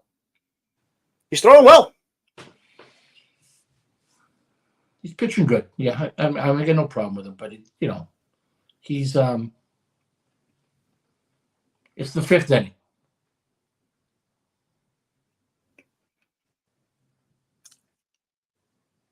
Chris retweeted us.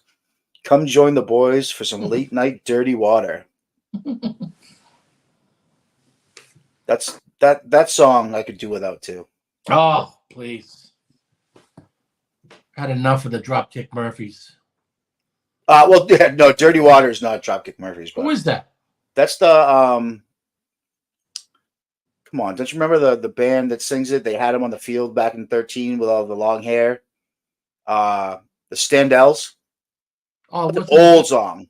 Yeah, but I thought no, it's not the Dropkick Murphys. No. Dun dun dun dun dun. That song's from like the 60s. Before I wasn't born in the 60s. I can't help you. You weren't born, what are you, 70? 71. 71? Yeah, they had those guys. I want to say it's the Standells. I could be wrong. But they had them do like the national anthem a couple times during 2013. That's when that started. They wanted their own version of like, New York, New York or whatever, like the Yankees do. So they started doing that. That's a fairly new thing. Well, they can take that. They can take Sweet Caroline and fire it into the fucking sun and punt it like Baxter. And then they could take the Dropkick Murphys too. Ship it up to Boston. Yeah, I'm all set. Boston.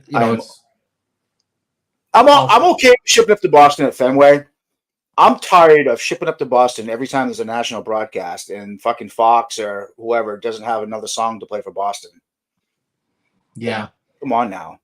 Although I do like that they often play Boston, the band Boston.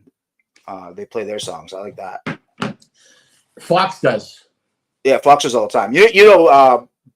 Boston, the three of the original members live in Swampscott. I lived right next door to them. Next door to Barry? Sheehan. They lived. Listen, our houses backed up to each other in the backyards. Oh, nice. That's awesome. I've been to Barry's house quite a bit. Sean's a friend of mine. When I was a kid, Fran Sheehan, you used to be able to hear them singing, practicing. They used to practice in the house. Yeah. So yeah, Barry's got a big studio in his basement. So you could hear them. It was amazing. That's awesome. And then they moved to a new house, a different house in Swampscott that was next to the middle school. And so, when I was in the 7th and 8th grade, they used to throw some banger parties. And you'd be going to school, riding my bike to school, and you'd be seeing people leaving the house, women of the evening type women, and all sorts of people. When we were going, going to school, so it was funny. But yeah, so Barry, who lives in Swampscott, is married to his wife Connie, who was a Playboy bunny. They met she wasn't like a Playboy model. She was one of the bunnies at the Playboy Club, and she had a sister who also worked with her. And Brad, the lead singer, who's from Danvers, Brad Delp, right? Yeah, they married the sisters that were both really? Playboy bunnies. And Brad passed 15 years ago. And then Sib, the drummer, lived in Swampscott for a while, but he was living in Linfield most recently. He just passed a few years ago too. He had a heart attack while he was playing actually on a cruise ship. Unbelievable. But Sib Hashian's daughter, Lauren Hashian, is The Rock's wife. Oh, really? Yeah. Crazy. It's funny. Small world. Yeah. And I went to school with The Rock in Miami. Oh, did you? Nice. And he never saw the football field either. That I can believe. I followed him on Instagram for a little while just because, it was like motivation. Like you see him doing his exercises and his diet and everything, and it's like he's an animal.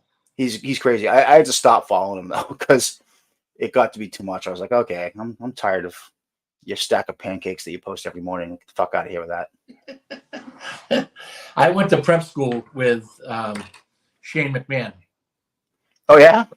So the 1 year we were together, we became pretty good friends, and you should see. Well, he doesn't live there anymore. His parents' house in Greenwich, Connecticut. I can imagine. When I tell you the most beautiful house you've ever seen, Well, the gym. They're billionaires. Oh yeah. This is 30 years ago. The gym in the house was the size of a regular basketball court, NBA basketball court, and the whole thing was complete glass around the whole perimeter, the room, all mirrored, and then chrome dumbbells around the whole thing. So Nice. they probably had, I don't know, 20 sets of dumbbells, all in chrome, up against the mirror with the holders for the dumbbells, and it went around the whole. It looked like a foundation for a house. It was just all chrome dumbbells. 5 to 100, back down to 5 to 100, around the whole place. It's insane. Must be nice. That's why I stopped following The Rock. Like, he always posted his things like, if I can do this, you can do this. It's just hard work, blah, blah, blah. It's like, it's not just hard work, man. Like, you've got a trainer and a chef that travel with you everywhere. And you have this entire gigantic gym that travels with you wherever you go. Like, fuck you. Yeah. So Bello's done, huh? Has to be, right? Yeah, I mean, he's got his hat off and he's standing up in the dugout. He's going to be done. Looks like he's a spectator now. That sucks. I mean, just let him go one more inning. For Christ's sakes, his pitch count is low. I mean, we don't have 4 pitches to get through this game. Are they off tomorrow? I believe so. It's a good question. I do think they are, yeah. I assume so, because it's opening day there, so Right. It must be. Although they're a dome, so maybe not. Oh, that's true, too. Let's see. Yeah. Oh, no, they're playing at 9:40 tomorrow night. So this is a 4-game series. Pavetta, it must be, yeah. Pavetta versus Kirby tomorrow night. And then we've got Crawford. My guy to win the Cy Young. Good. Yeah. So after tonight, the matchups get shaky, huh? Pavetta versus Kirby, and then Cutter Crawford versus Logan Gilbert. Wow. And then Whitlock versus Bryce Miller. Those are not starting pitching matchups that favor the Red Sox. Wow. And that's why they traded all those guys. They traded for these arms and stuff, and they're going the pitching and defense route. Yeah. Up in Seattle. Yep. In contact. They're getting away from the home runs. They want more contact. A couple of teams did that this winter. The Reds said that they were going to focus more on contact. Excuse me. And the Phillies said that they were going to focus more on contact, but then they never actually made a move. Here we go.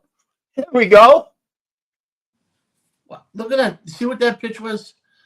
An 84-mile-an-hour hanging slider. Why would you pitch any? Oh, he went for third. Oh, wow. You see how he was around first before that ball got to the wall? He is fucking fast out of the box, man. And more importantly, he busted his ass out of the chute. See, and that's why I was kind of bitching that Duran didn't score, because he's got the same speed. But look at that. Look at that out of the box like a fucking rocket. And then he turns it on. And he goes faster as he gets to second. Ooh, he was almost out. He was, wow. The plays in front of him. Yeah. Yeah, that was close. It wasn't the best slide because he didn't really avoid the tag like he could have. I got no problem with it. 1 out.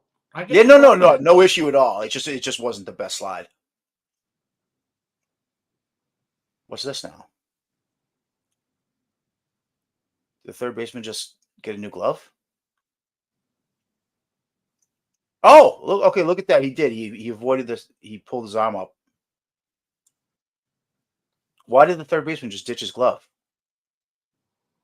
I don't know. He liked the color. Yeah, I guess so.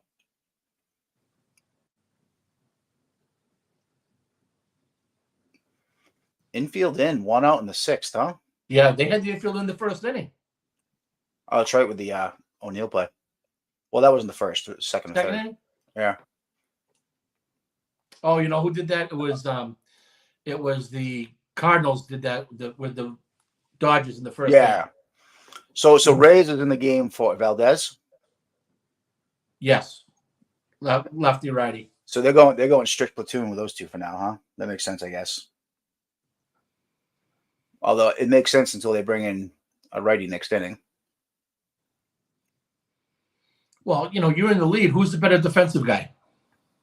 Oh, Reyes is, yeah. By far.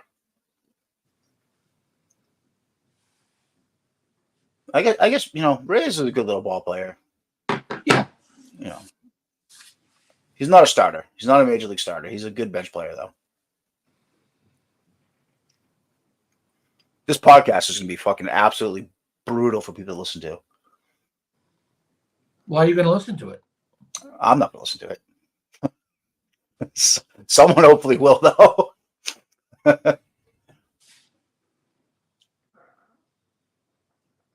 We had a handful of viewers on YouTube last I looked. Strike 3. Yeah. Yep. Can't take that pitch. Nope. But that's why he's not a major league hitter. Listen, elevated pitch, 88 miles an hour. Just you couldn't ask for a better pitch to hit the ball. Oh my god, yeah, that was 92. I mean, just hit the ball in the outfield. And that wasn't even that close to to black. That was just a beautiful pitch to hit. How do you take that with 2 strikes?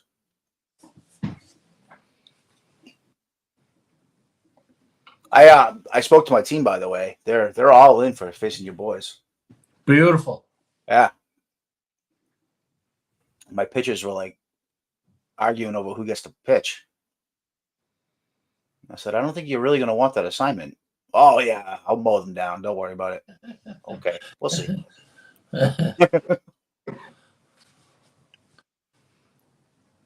They're all excited because they've been working hard all winter, and my starters have been throwing all winter long for the first time pretty much ever. I picked up a guy today. A scout called me from the Tigers. He's 6'7", 230. He was up to 96 over the weekend. Get down. Look at this. Look at this. Good job. Look at this. I need a half a run. Yeah. Yeah, 6'7", 230, 94 to 96. I guess with a big split finger fastball. Nice. We'll see. We'll see. You know, they don't always come as advertised. But some guys, these scouts call you. They're like, we want to hide a guy here. We don't want him going to the Cape. We want to draft him. Can we hide him? Can you play him? We put him with you. They'll be instead of 12 teams a night watching them, there'll be 4 or 5 teams one night watching them. Smart. Yeah, he's Where's big. he playing college ball? He's at a junior college in somewhere in Ohio. Nice. I like that route for kids. Yeah, I got no problem with it. I'd rather a kid go to JUCO than Division 2 or 3. Well, I mean, the Division 1 JUCO is the top 25 teams. Yeah, they're big time. Yep. My son's team at San Jack had 15 guys drafted off it, like 5 big leaguers. Nice. Did I tell you I was offered the head coaching position this winter at Great Bay Community College? You were, which is Division 2 JUCO, and Kiki Calero was the head coach. Is he not the coach anymore? No. So he started the program. I don't know, like 6-7 years ago, something like that. I remember it. And he had a bunch of kids from Puerto Rico. Right. But he's gone, and they only played like 10 games last year. They got like no budget, and So I thought about it because it's right in my backyard. And the roster, they got 12. They had, at the time, they had 12 kids in the roster. And I talked to some of the kids, and they're not even baseball players. I was just like, what are we doing here? Like, hey, what position do you play? Shortstop. Every single kid. Just like, all right. So you're all shortstops and you're all pitchers. This is great. So I passed. I was just like, yeah, I don't want to deal. And then I just checked in on them, and the coach that they hired has already quit, and they've only got 6 games on the schedule right now. I was like, Jesus Christ, what are you doing?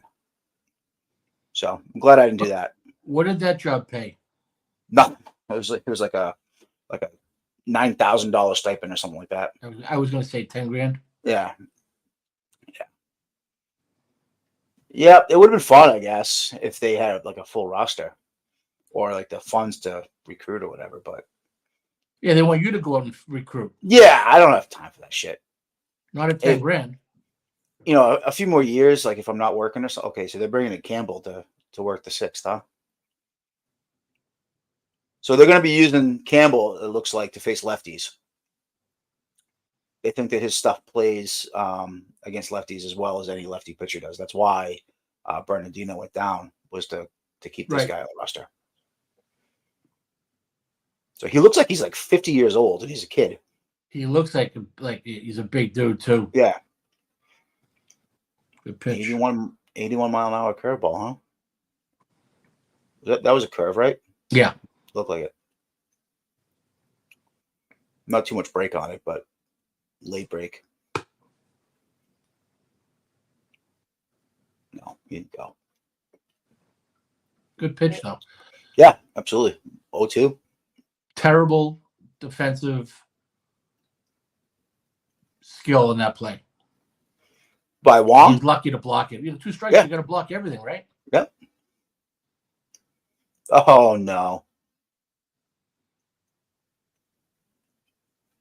Oh, there we go. The cameraman got me again. That's 2. Right to the second deck with the camera. He did too. You're right. You nailed Jesus that one. Christ.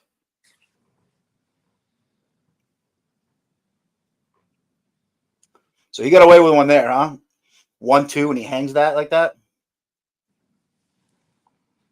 Don't do that again. This guy can mash too. Garver, yeah. Good player. He had a good spring. I off the top of my head, I don't know it, but I think he might have led the league in home runs in the spring.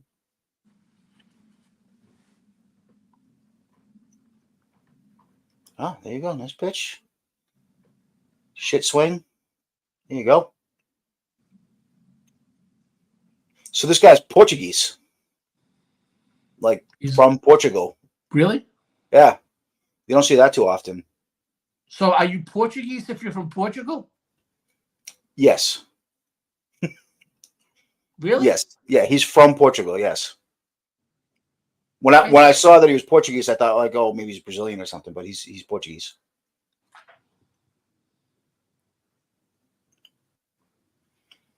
Well, clearly there's some sort of scouting report because these guys, all 3 of them, are swung at. Well, these last 2 guys are swung at the first pitch. Yeah. Down 3 runs. Yeah, they're looking for that curveball first pitch. So they don't want to get behind this guy. Yeah. He's all curveballs. Or okay, they're calling that a sweeper. I call it whatever you want. It's a curveball. Yeah. That doesn't look like a slider.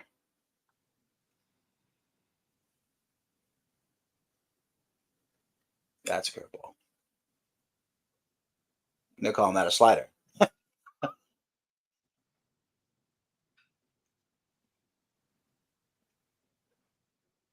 It looks like he's got like 3 curveballs, basically. He can throw the 12-6, and then like the, whatever you want to call it, 2-8 or whatever. And that was the first fastball I've seen. It plays up about 10 miles an hour after seeing all curveballs, right? Yeah, that's a 14-mile-an-hour jump. He's got something there. I suggest working in him a few more fastballs, because if they're going to sit on that curveball, there's not that much break on it.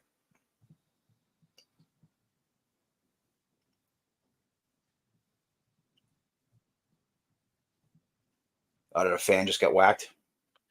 I think it was close. It looks like they're behind a big old screen. The guy's rubbing his head. Pay attention at the game, kids. I know.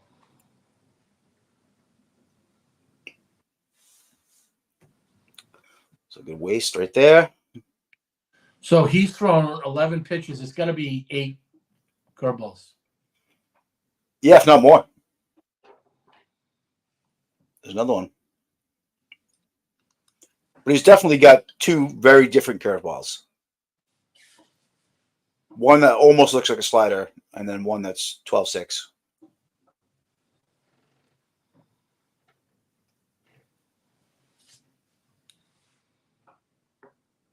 Nice pitch. Nice job. How'd you know that wasn't coming? I mean, he threw nothing but curveballs. Yeah. Yeah, you got fooled.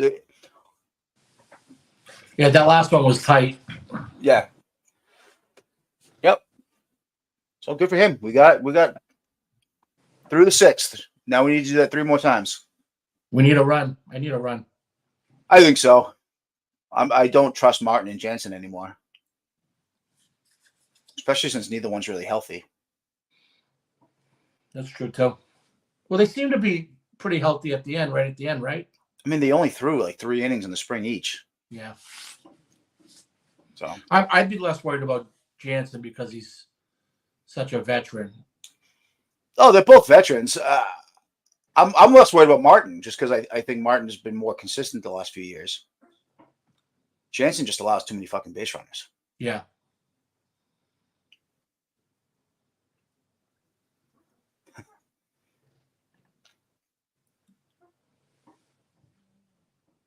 So when does your season start? In mid-April? Yeah, we start 2 weeks from Sunday. It's crazy. Yeah, so I already took so we play on the 14th and we're supposed to play on the 21st and the 28th. And I already moved the 2nd and 3rd games to later in the season at night. Yeah, you told me. Yeah, so I don't want to play those fucking games. I can't move the first one though. And so we're gonna have like a month off. But I've scheduled some exhibitions with Yaki League and Boston Fire and North Shore League. So I got some exhibitions to keep us busy, and we'll have some fun. I'm excited. I'm wicked excited. And what age group is that one? 21 plus. 21 plus, and we've got you can have every team can have 3 18 pluses on the team too. So it's really an 18 plus league. My last year. This is it. Last year playing? Both playing and coaching. So I mean, I could stay and coach, but I have no interest in not playing. You know what I mean? I'd rather hang out with my daughters than go watch guys a little bit younger than me play baseball. So I'll play and coach 38 plus next year, and maybe play 28 plus in Boston. Yeah, the running the team takes a lot out of you. It's a lot of work. It's a lot of money. And I mean, hopefully my wife doesn't hear this, but I mean, it costs me like $3-4 grand every year out of my pocket to do this stuff. Because you charge the players $250 to play, and it's just not enough if you want to I play on only nice fields. Oh, come on, Rafi. What was that? My home field's expensive. I play at St. A's. Yeah, you told me it's too much money. Yeah, but I don't want to play on some shit field. With that field to me is a shit field. Well, compared to some of the other ones up here, it's not. They do a pretty good job keeping that nice. The grass is a little thick, but that plays because we're fast, so I don't mind that. And I got a couple games at SNHU. That feels beautiful. Now that they fixed it, last year was a fucking mess. Right. They had the sinkholes last year. It's crazy. Yeah. So, and I got a couple games in Portsmouth too Leary, which is a beautiful field.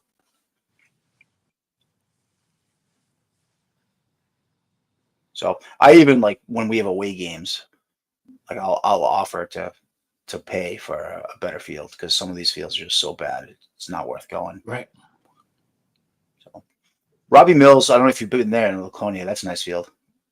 We get to play 2 up there this year. That's where the Muskrats play. Yeah, they're gone. They're not in the league. They're gone. Yeah, but they have the same people that ran the Muskrats have a Muskrats team in my league. Oh, really? Yeah. So the guy that ran that team, Mike Smith. He's the accountant for our league now. Mike Smith? No, his name is Martin Huff, Hough. Oh, I don't know him, but Mike Smith was involved with the Muskrats too. He wasn't like the coach or anything, but he his family actually owns the field.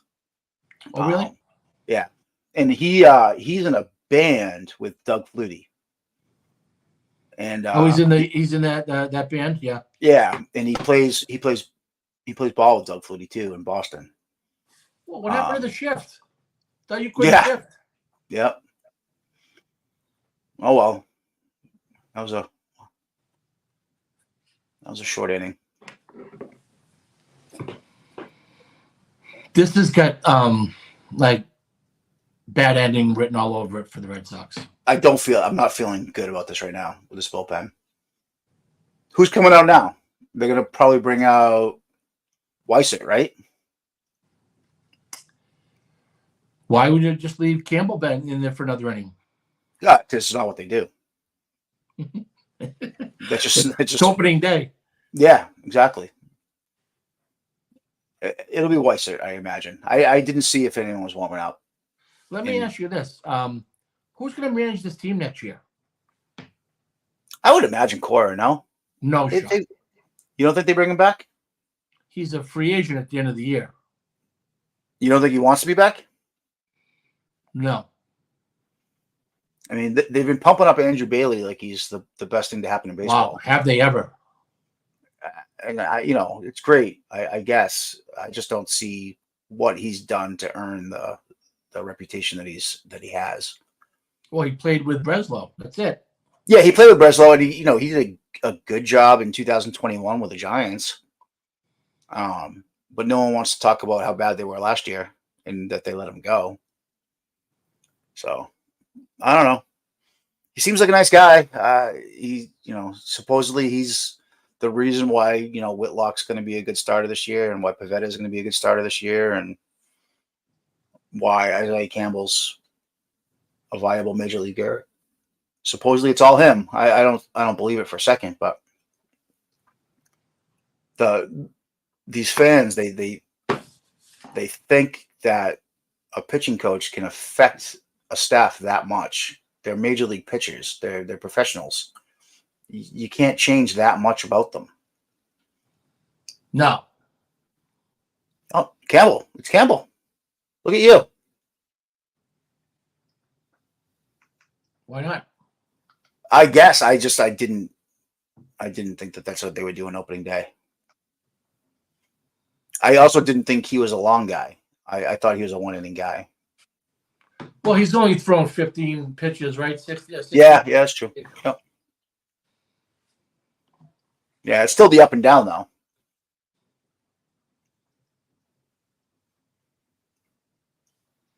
Oh, boy. See, that's why I don't feel good. Joely Rodriguez warming up. It's going to get worse in a second. You know that.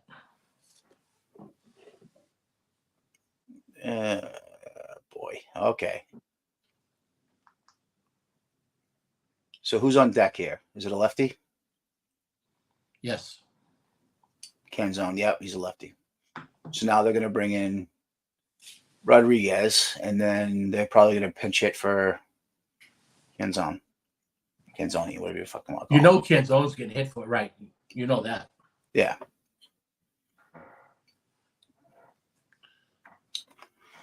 Oh, boy. Here we go. Joely Rodriguez. I wish I could bet right now on how many base runners he'll allow. What website do you use? Mostly DraftKings. Yeah, me too. There's not many other options in New Hampshire. What's this now? What's on TV right now? Commercial? Yeah, this is Keith Lock. Oh, I thought it was like It's I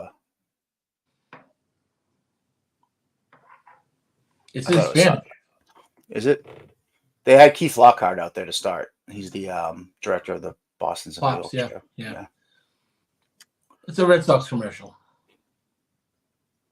It must be so hard to like make something like that and like try to pretend that there's like a hype video for this team. What a depressing fucking job. So who do the Mariners have to bring in off the bench right now? Look at this. That's above my pay grade. Opening Yeah. day. And of course, like, you know, without the volume on, they've probably already said who it's going to be. But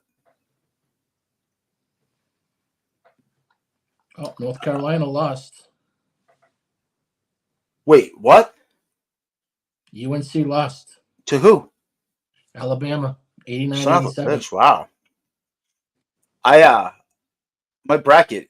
I'm never really good at brackets, but I got 14 of the Sweet 16, and I'm in like a pool on DraftKings with like 35,000 people, and I was in 7th place. Really? Yeah. Yeah, and it's like no knowledge of the game. It's just fucking guesses, really. But I lucked my way into basically the only game I didn't get in the first round was the Oakland upsetting whoever Kentucky. they upset. Kentucky. Yeah, Kentucky. And then I didn't have Yale winning. I almost did too. So those are the two in the first round, and then last round there was one that I didn't get. So I've only had 3 losses so far. Wow. Yeah. I don't know what I had in that game tonight.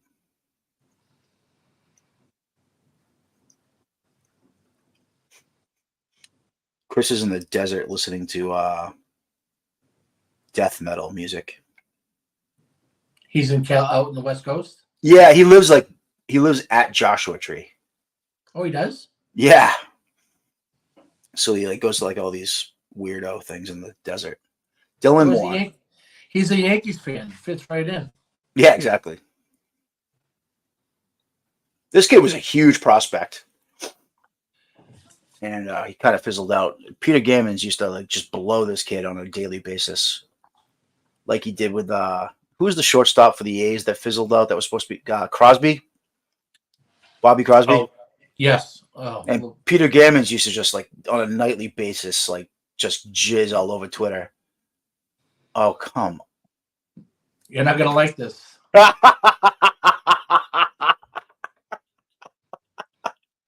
Oh my God. See, if I could have just bet on that shit. Joely fucking Rodriguez. And Bernardino's down in Worcester. Yep. I mean, granted, like, you know, he would have been facing the righty too, but yeah, okay. I would have rather had him than this guy. I mean, just leave fucking Campbell out there. Just leave Campbell out there, right? Yeah. Campbell's better against lefties than Joely fucking Rodriguez. I mean, they had to know this was the move they were going to make, right? I just don't understand why this kid's on the roster. Oh, come on. You're giving him strike one there. Jesus Christ. He allows a bomb like that, and then you swing at the first pitch in the dirt.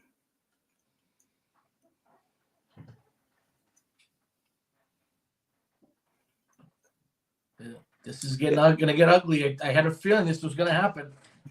There's Andrew Bailey on the phone. You telling me we have who out there right now? Get Pedro up. Yeah.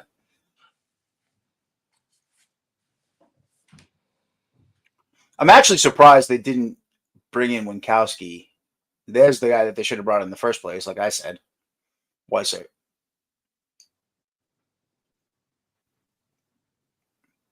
A piss missile to the second base. Yeah, that was a rocket.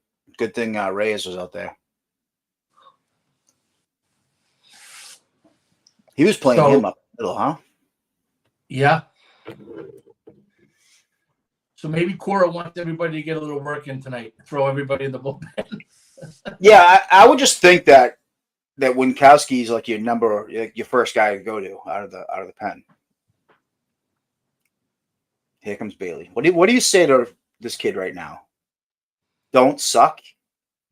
Well, I'm sure they're just giving a scouting report. Yeah, or just give him Weiser some time because he's rushing his ass off to get ready. Yeah. Because God forbid you have somebody ready to go. Because Joely Rodriguez is so good. Like, you don't even need someone warming up.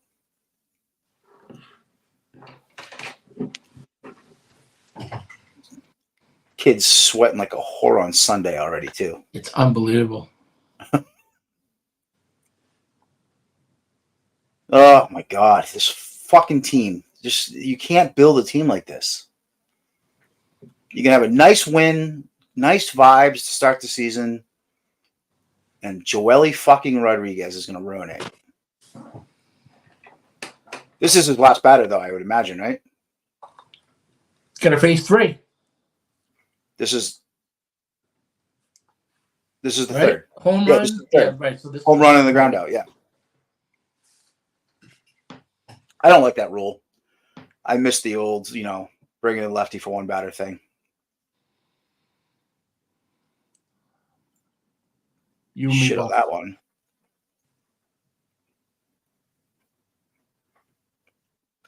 Now look at the batter's name's gone again, but now there's not even an ad under it. How does Nesson not have this stuff squared away? Opening day. Bugs. They have opening day written on the graphic, though. I know. He slipped off the mound. This kid's obviously just a head case. Ryan Stanek. That was a good pickup. He's just a scary looking motherfucker out there. Got a nasty split finger too. Yeah, he's dirty. He was with the Astros for a long time. Was he somewhere else last year, or was he in Houston last year? For some reason, was he in Arizona? He was not with the Astros last year. He was with. I don't know. It's a good question. Look it up easy enough, I suppose. Roster.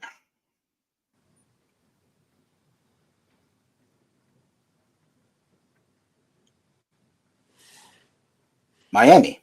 That's where he was. Oh, God, he hasn't been with the Astros in a couple of years. Miami and the Rays the last 3 years. I don't remember him on the Rays at all. No, me neither.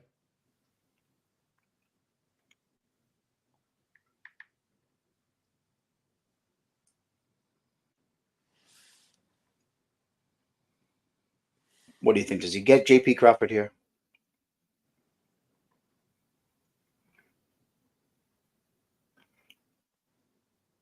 Two inside curveballs that miss. He's going right back to it, too, I bet. No? Wow.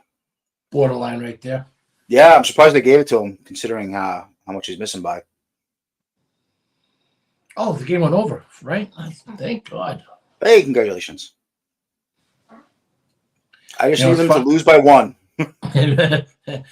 It very well could happen, too. So the over-under in the Yankees-Astros game was 8.5. And the Astros immediately score 3 in the second. So, yeah, you think you're going to go over easy, and then it stays tied up most of the game. So then they scored the third inning to kill it off for the home run, center fielder. Peralta, yeah. 4-0, made it 4-0. And then the Yankees hit into 3 double plays in the second, third, and fourth innings. Oof. The last one, our friend Mr. Verdugo hit into a bases loaded double play.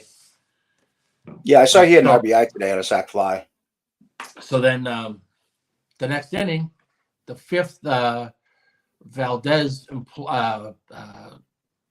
Framber, what's his Valdez? Yeah, imploded. And he wasn't even good the first 3 innings. I mean, I think they ended up walking 9 or 10 guys in the game, Houston. Jesus. So then it gets to 4-3, and I'm like,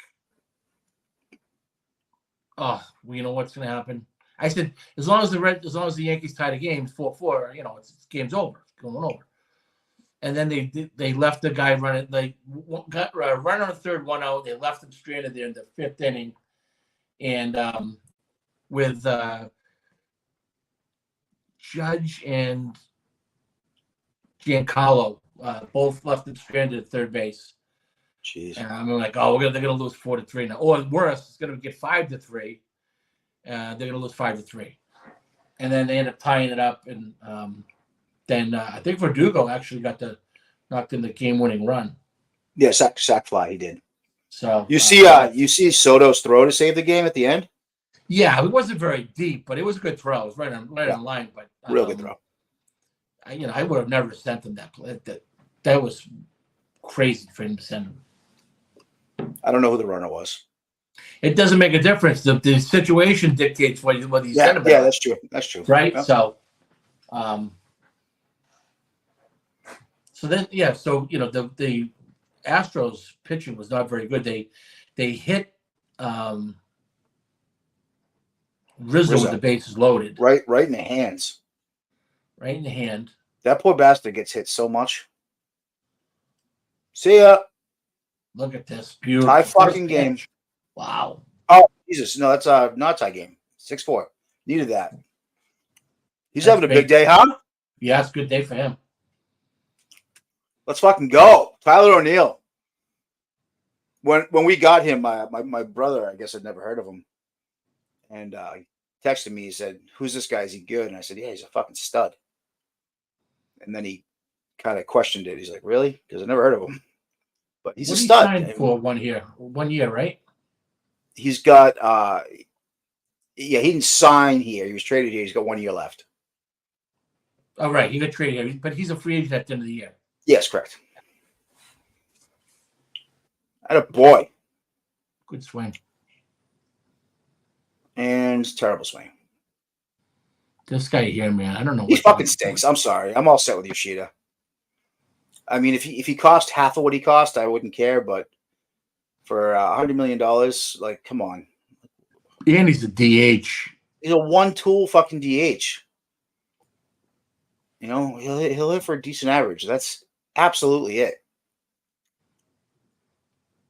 He offers you nothing in the field, nothing on the base paths, no power.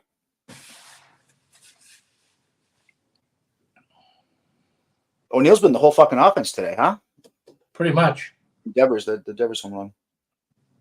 Devers got 2 hits, right? Double and a home run. I think just a home run, no? O'Neill's got 3 hits, I believe. Yeah, Devers got a double to the right center field. That's the ball that you wanted Duran to score on.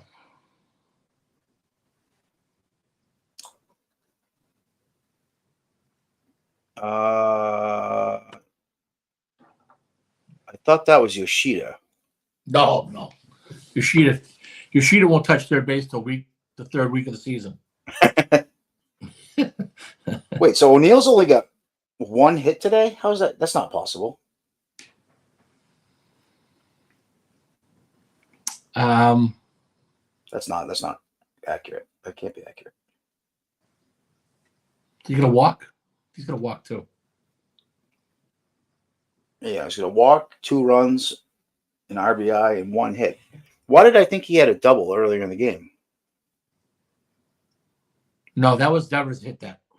Okay, I'm trying to point. So O'Neill hasn't had the game I thought he had. No, he's been up, but he scored. He scored on that play. Yeah, he's got 2 runs scored.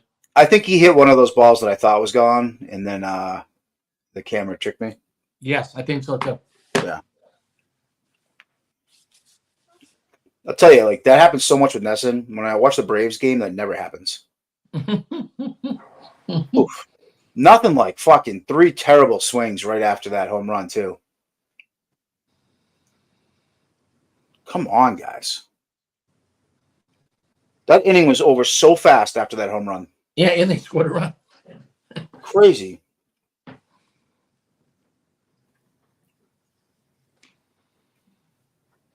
Was that 3 straight pop-ups? Well, if you want to call Rafaela's a pop-up, yeah. Unbelievable. All right, so now Weissert. Although now it's the 8th, so do they bring in Martin or are they going to Weissert? I don't know. We're going to find out in about 30 seconds. Yeah. Well, we know if we had volume on. True. I just don't know who's warming up.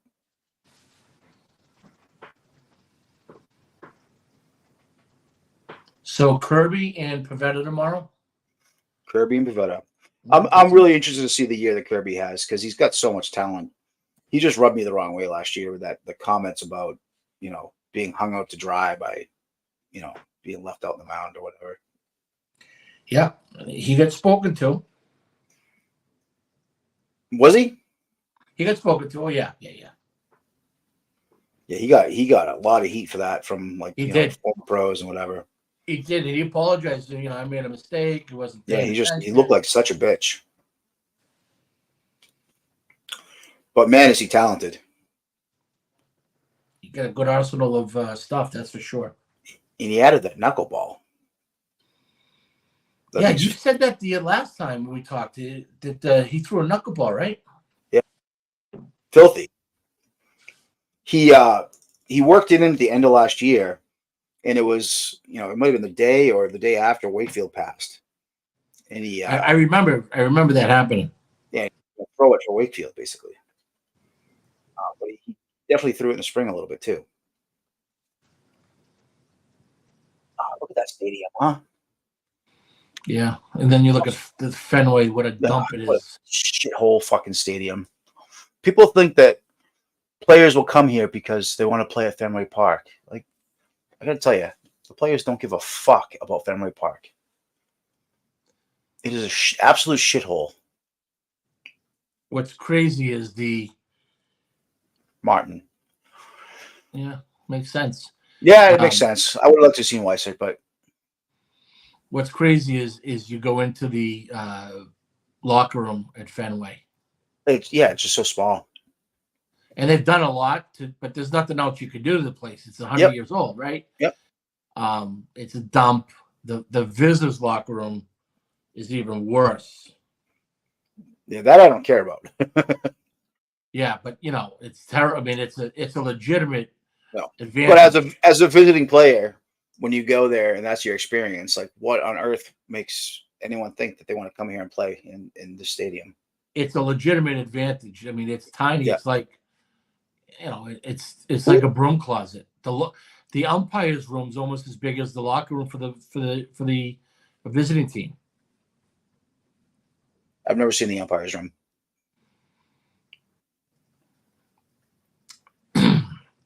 I've umpired 2 games there. Nice.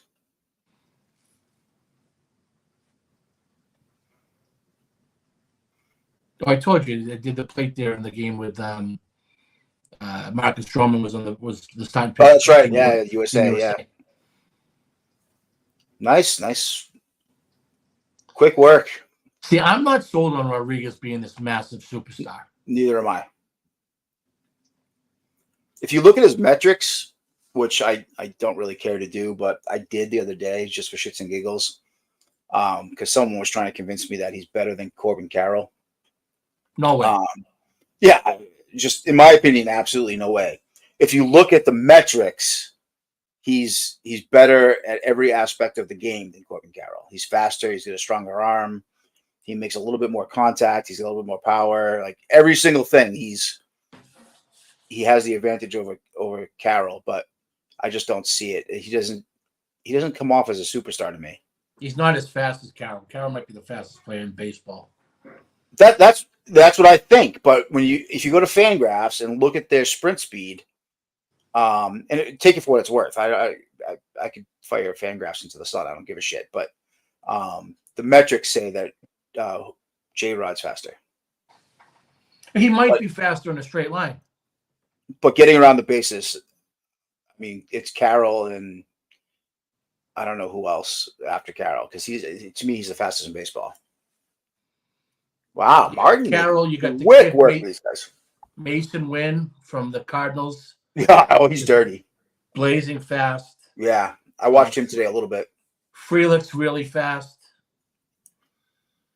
Did he make the team this year? Yeah. Because he had a really bad spring. Yeah. I mean, I assume he made the team. I didn't see anything, but There was talk that he wasn't going to make the team. I'm not sure if he did or not. well, he started taking ground balls in the infield, but then they traded. Didn't they make a trade in the offseason? One of the outfielders they traded. He's got to be in the lineup tonight. He had to have been. Well, they were postponed. Oh, that's right too. Yeah, they were at the Mets. Let me see. I got their roster right here. Yeah, he made the team. Oh yeah, so they brought up Churio. right. And they're both right fielders.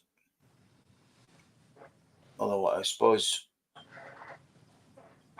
so one of them is going to be playing center field, I assume. I assume Churio is going to be playing center field and Frelick in right and then Yelich in left.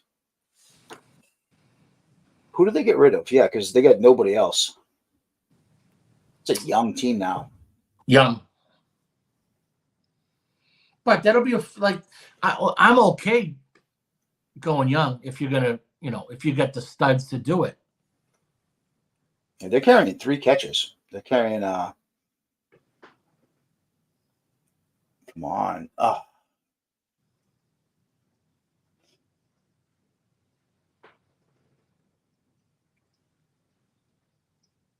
He's a good hitter. Garver is a good hitter. Yeah, so who are the 3 catchers they're carrying? William Contreras, who's a hit first catcher, and then Eric Haas. Oh, yeah. And then they just picked up fucking I don't even want to call him a catcher. Gary Sanchez. They just picked him up? Yeah. Yeah, they grabbed Sanchez. So I assume that the intention is to use one of those guys as a DH. I think we know who that is. Well, I mean, Contreras was a full-time DH when he was with Atlanta. He's not a very good defensive catcher either, but he made some big strides last year. And he's better than Sanchez. I'm better than Sanchez. No doubt. I mean, Sanchez is like legitimately like he can't catch a ball. Just lazy. He's super lazy.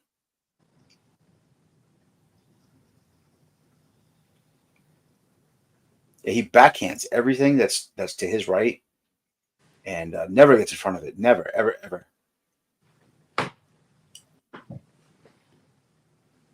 Look at this kid's numbers last year: 30 home runs out of your catcher. You gotta like that. He hit 10 of them against the Red Sox. Yeah, I believe that. He hit 2 2-run home run games against the Red Sox in Fenway. And he's a switch hitter too, right? He is. What a luxury that is. If you can have a catcher that can even hit 20 home runs and be a switch hitter, that's so awesome. So and he's solid defensively. He's not a stud or anything, but no, he was born in Boston. Was he really? Yeah, and then moved like right away when he was just a kid. So when he comes back to Boston, it's like he's got a lot of family here still, I guess. Oh, cool. So he hit in one weekend. I think it was one. Well, maybe it wasn't one weekend. Twice last year, he had 2 home runs in a game against the Red Sox. He was a Cape League guy too, right? Yeah, he caught at Vanderbilt. I'm looking him up now. I've never really taken the time to look him up. The Big Dumper. They call him. What a nickname that is, huh? I know it. He's a big guy though, big strong dude. So he was born in North Carolina. Okay, so he must have just lived up here when he was real young. Yeah.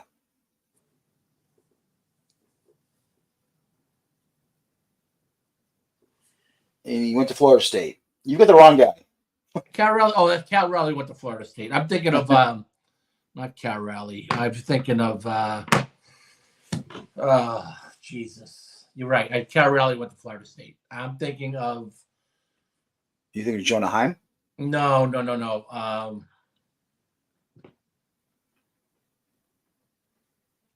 Jesus. I'm going to have to look it up now.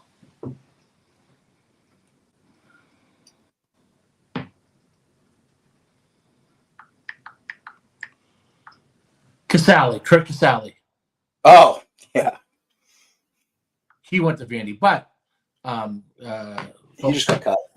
But Carrelli just he lived in Boston for a smidgen because he hit 2 home runs the first game. The first game he played at Fenway, and all of his family was here. Cool. Yeah, Casale just got released. Did he really? Yeah, the Marlins released him. He might have got picked up. I imagine he would. He's a pretty good catcher. Nope. Released. No one's picked him up yet. He's 35 years old now. Yes. Yeah. Voth. I don't know this kid.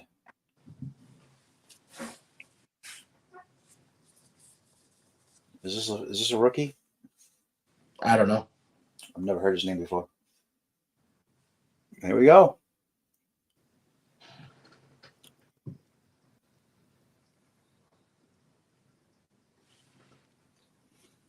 Let's see Wong steal a base here, huh? He ain't stealing. Catchers don't steal. Wong does. He stole 10, 11 I'm only bags last kidding. year. It's the 9th inning. You might see him run. Yeah. I haven't seen this kid's. That's a good lead for a catcher, by the way. Yeah. He's a good base runner. Ooh, almost broke twice. Can't call that a strike in the big leagues. No.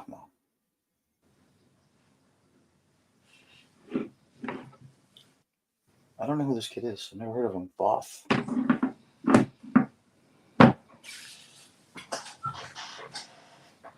Well, he is aware that Wong is taking a lead. So this kid's 31 years old. Voth. Yeah, Austin Voth. He's been around for a while. The Nationals. That's why I never heard of him. He was on the he threw for the 34 innings in Baltimore last year and 83 innings the year before. I don't know how that escaped me. Nice pitch. Terrible swing too. Not a good swing. What was he looking for there? Obviously, fastball and got the slide piece.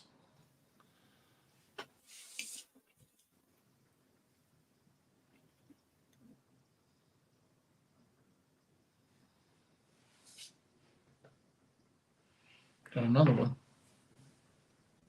2-run lead, no outs, man on first. You get some speed. This is where a player like Duran, I would love to just see him bunt one down the third base line. Just get that insurance run into scoring position, and maybe even get a base hit out of it. Well, that was the perfect time to do it right there.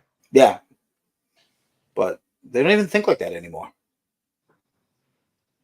I mean, the kid's lightning fast, and he's not a good hitter. Like, do something.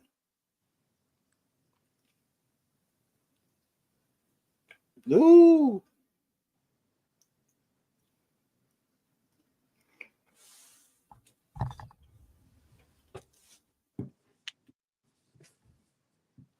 My ass is getting sore sitting in this chair. So Kurt Casale got released, huh? Yeah. I don't know who the catcher is in Miami. That was a good pitch to hit.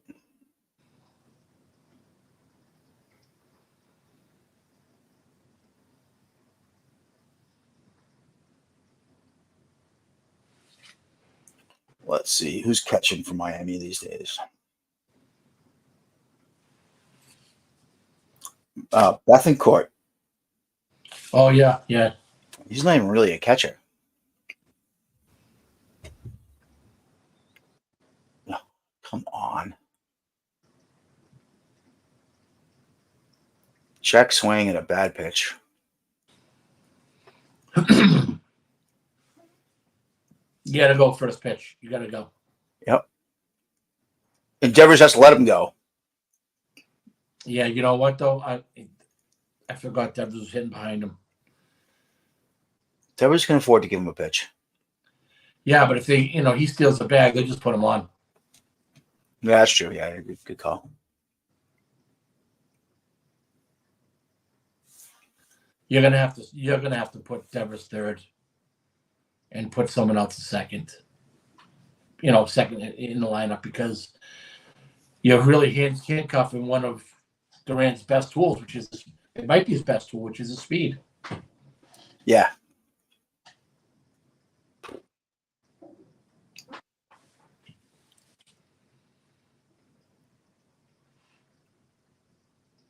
But who do you put in that spot though? Because Cassis doesn't make enough contact. I mean, that's like almost. I honestly, Yoshida. If I'd flip flop Story and him. Yeah. Handcuffed him. That was not a good at bat. He's had 2 shitty at bats, but he's also had 2 really good at bats. Yep. A little too anxious there.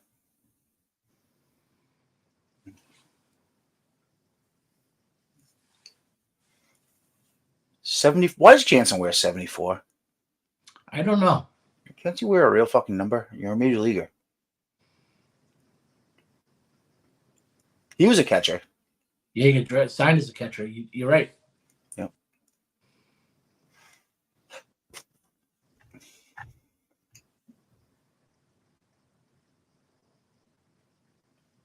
He's not going here with 2 outs. No, he's got to go. Got to go now. He's not, though. Really? Yeah, he's not going. Be crazy. It's a waste of a guy sitting there. What do you? Yeah, I just don't think they trust him. Like, he's not a good base runner. He's fast, obviously, but he doesn't get the best jumps. He's 33 for 37 in his career. Nope, not going. Told you, he's not going to go. If he's going to, this is it. This is the last chance right here.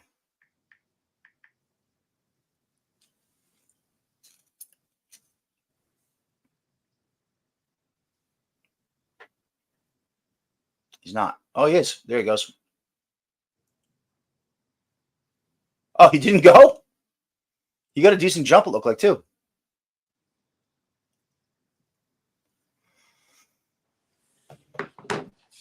What's the first base coach saying to him that he's nodding his head up and down like that? He's just giving him times the home plate to put a pitcher.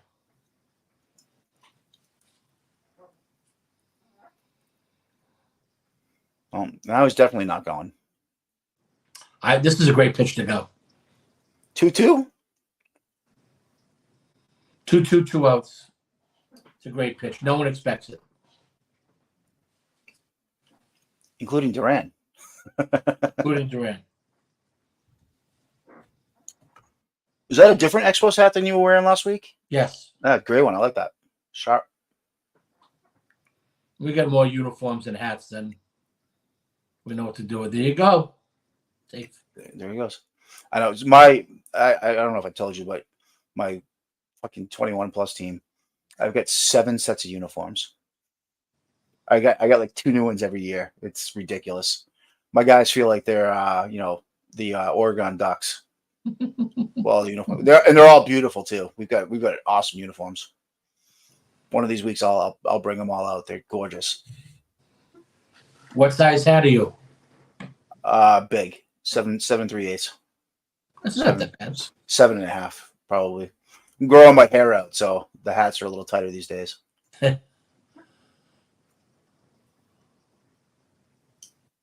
What are you doing? Oh, that was close. Good hustle. I hate this. I hate this. It's the 9th inning. Yeah, you got to just Yeah, Safe. he's safe. Yeah, Safe. The hard you have to 90. challenge it anyways. I don't think that they should be allowed to have that much time to look at it. No. You should just make the decision. Okay, I want to challenge this or I don't. What's Shouldn't the be allowed to point look of at it at all. yeah? What's the point of being allowed? Like then you're not challenging it because you know that he's out or you know what I mean? Like you've already challenged it yourself. So they should already be looking at it, right? They should be looking at it as soon as the play happens. And if the Red Sox challenge we could answer right now. We don't have to go through this rigmarole. 3 minutes of bullshit rigmarole. Let's go back to needs to be faster. faster. Sure. And the shitty thing about this too, about this spot is Duran could have been like halfway home if he wasn't called out. I know. Well, he wasn't going to score. He stopped before the ball even got thrown. He stopped in the middle of the base pass, which is. I mean, if he got any closer, he would have got tagged. Yeah, I mean, it's a tough spot. But like in the NFL, right? They make these quick decisions now without even teams throwing the challenge flag. Like, what do we need to? I could see this from here. Yeah. Now listen, this is a close play. I understand that why the umpire did it. It's 2 outs. Yeah, it's safe. Come on, let's move on. Too much time.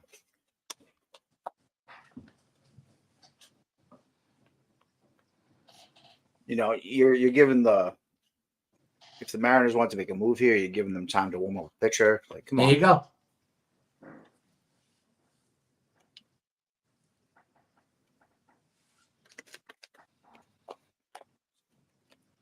Casas, he is not swinging the bat well tonight. No, not at all. Good opportunity to change his fortunes right now would be great. You got that. He got it wasn't a C9 hit, but it was in between the first and second baseman. But he could make everybody go home a winner tonight. Yeah. You see one of these yet? Hold on. What's the I-7? The Rev X1, the Rawlings. Oh no. The Lindor. It's like the carbon on the outside, but the good leather, the pro preferred leather on the inside. Most comfortable glove I've ever put in my hands. It is. You're a catcher. What are you doing putting a fielder's glove in your hand? Listen, I play 38 plus baseball, man. I play shortstop. I play second and third. I play a little outfield. 38 plus, I play wherever I want.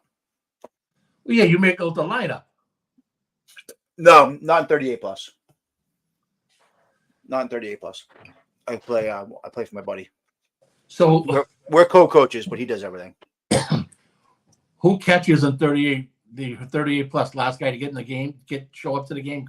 No, my buddy Matt.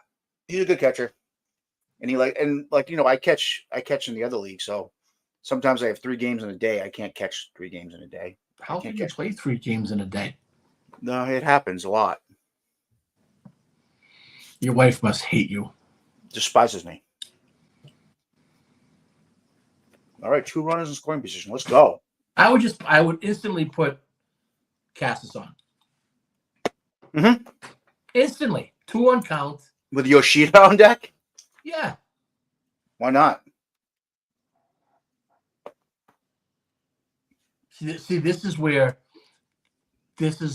the difference between a 5-year guy hitting cleanup and a guy with 400 at bats hitting cleanup. And a selfish kid. Oh, Neil's on deck. Not. This is my new outfielder's glove. It's the cotton candy snakeskin web. And bro, who carries? You have a caddy for your bags? The little flowers. How much gear do you walk in the park with it every day? I've got 40-something gloves. What? 40 gloves? Yeah, I collect them. So I don't even use half of them. What kind of mitt do you catch with? All-Star? All-Star, yeah. So I you know what though? I've got I've got 3 of these. The 44s. All right. I love the catcher's mitts. They're Look at they're. did you see? Oh, come Holy on, shit. man! What a Did you terrible see? effort. Can you back the TV up? Yeah, of course. Back this TV up and watch Duran. He could have scored just before the pitch. Oh wow, yeah, look at him. Look how far he is. Oh my God! Go! What are you doing? Right.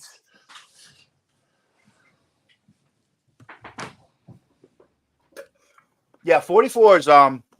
You see all the pitchers wearing them in the majors because you can customize them. They're not the best gloves. They're hit or miss. But I've got 6 of them. So much for asking 44 to be a sponsor. Yeah. I mean, so they're hit or miss, but I've hit every time I've got one. So I love all mine. It's my pitcher's gloves are 44. And you pitch too? 38 plus, man. I'm telling you, at 38 plus, I'm like Bugs Bunny. I can do whatever the fuck I want. Yeah, but you're not playing the Gas House gang. Yeah, sure. No, but I've got a 44 for every position. I think that's great. I applaud it. I wish I could still play. It's fun. I mean, I don't have fun playing 38 plus, honestly. I enjoy it because I can pitch a little and I can play second and short. Plus, you're out with the guys on a baseball. Yeah, exactly. Having a chew. It's just the pitching just sucks. That's all. I can't really deal with that shit. I hit much better facing the kids than I do facing the old guys. Much better. It's like night and day. So, but yeah, I'll make sure one of our guys gives you a cock shot. Thank you. I appreciate that. I probably won't even be in the lineup. What? I need you in the lineup. No, I'll hit. Look at this. Oh, look at how fucking far he is. Yeah. What's he doing? Go. He's telling him right now, I was going to go. He's saying, I was trying to get your attention, but he didn't want to go if there was going to be a swing. Well, listen. You got. Oh, I like his glove. Down. You got to go. You see Duran's glove? I like that SSK. SSKs are so nice. I better. All right, what do you think here? Does he close us out? I hope so. Yeah, I'm going to say. Where are they in the lineup? Yes.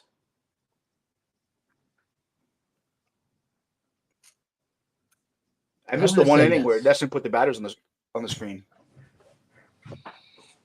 It's really unbelievable that Nesson doesn't do that. One inning. Oh, there it is. I got the hiccups now. This is great. Boo. Yeah. I like Hannigan's bat. He's got that the fake pine tar thing in the middle. Oh God, damn it! Hiccups. The fake pine tar marks. Really? It's fake? Yeah. Yeah, you can buy the Victus bats like that. He probably puts real pine tar on it too, but you buy them now with like the mark on it. That looks like real pine tar. It does look like the real stuff on there too, but I think it's too perfect. It looks like the fake one. I never really understood that. I use pine tar, but I put it on the handle where I'm gonna hold it. I've never put it high on the bat. I don't understand. Well, they put it on there so they can go back to it. Yeah, but whoa. I don't know. I've never felt the need for that. You put it on and it's sticky. It's plenty sticky. It lasts. I don't know. I feel like it's just like a style thing. That was up and in. Yeah, a little bit. Full count. Not what you want from Jansen. Is full count. Here comes the cutter. You know it's coming. Of course. It's all he throws. Not how you wanted to start. Everything was up. Heart attack closer. So I asked you earlier about Cora. You think he's coming back? I just assumed he would. I mean, who's looking for a coach next season? Well, I'm going to tell you where he's going if he doesn't come back, and I don't think he's coming back. He's going to go to the Dodgers if they don't win the World Series. Yeah. He's going to reunite with Mookie. And It's a good fit. Oh, it's a great fit. It's a good fit. What's the difference between him and Roberts, though? I mean, they're kind of well, the same. Roberts has been there 11 years. He's got a half-assed World Series title to his name in the 2020. Yeah, but is that on him though? Because he's one of those the puppet coaches that just does what the front office says. So yeah, well, you can't really hang that on Roberts. You know, I don't know. And Cora is probably the same. Although I don't think that the front office in Boston is quite as obnoxious as the front office in LA. But the front office in LA is pounding out results. Yeah. I mean, they've been in the playoffs 10 years in a row, right? 9, 10 years. Sure, but they're also the top spending team in baseball. Who cares? What do you give a shit?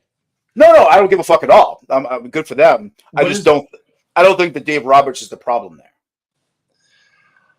And I don't think Alex Cora makes a difference there. I think he makes a big difference. Yeah? I think he's much more of a player's player. He speaks Spanish, which I think goes a long way. Okay, yeah. Although the Dodgers don't really have that many Spanish-speaking guys. They got a lot of guys going to be in the big leagues very soon that speak Spanish. Yeah. A lot. Actually, if you look at the Major League roster, they don't have anyone that speaks Spanish. Hernandez, Rojas. Well, yeah, but, I mean, those guys speak fluent English, too. Yeah, but they would rather speak Spanish, right? So yeah. Rojas, definitely. I mean, Kike is American. Oh, I forgot about Kike Hernandez. Yeah.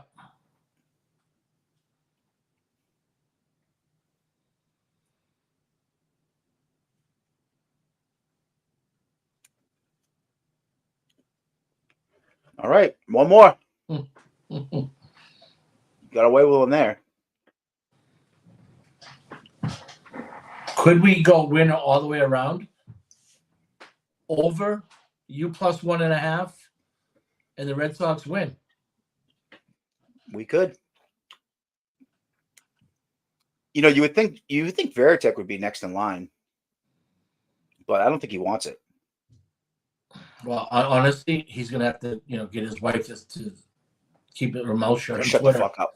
Yeah, she's obnoxious. She's really obnoxious.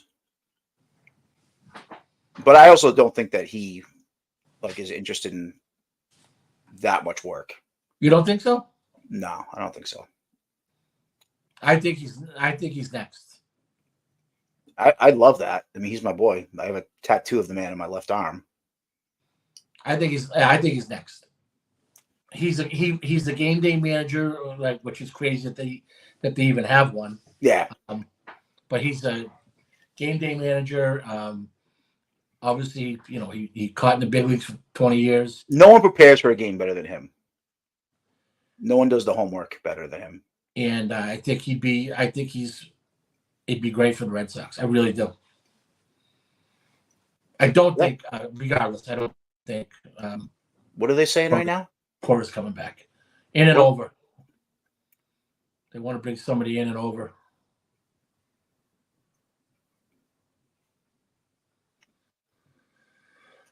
Who is this hitting? Luke Raley. Oh, Luke Raley. Yeah, he's the other catcher, right? Is he a catcher? I don't think so. No, you're right. He's a outfielder. Outfield first base, yeah. Utility guy, yeah. Oh, got away with one there. That was not a pitch to swing at. Jesus Christ. Well, we are on pace for 162-0. After day one, they're still in first place. Did everybody in the division win? I'm sorry? Everybody in the division won today. No, because Toronto beat Tampa Bay. Oh, that's right. Yeah, right. Yeah. Okay. And So the Yankees, yeah, they came back. Yep. so we got a 4-way tie for first, and Tampa Bay's in the cellar. Yeah, and the offense looked good. Tyler O'Neill looked good. Devers did his job. Sedane, Raphael looked great. A win's a win. I'll take it Yeah, any day of the take week. it. The only hiccup is the fucking bullpen with Joely Rodriguez. There just has to be a better bridge to Martin than him. Yeah, he's in Worcester. Yeah, there's two of them in Worcester that are better than him. So with Criswell and Bernardino. True.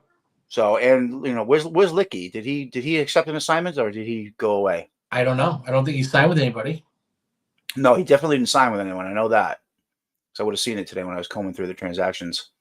So, all right, man. Well, we've been at this for almost 3 hours. That was a quick game. 2 hours and 50 minutes. Not bad. Not Actually, bad. the game was fascinating. We've been on for the game must have been like 240.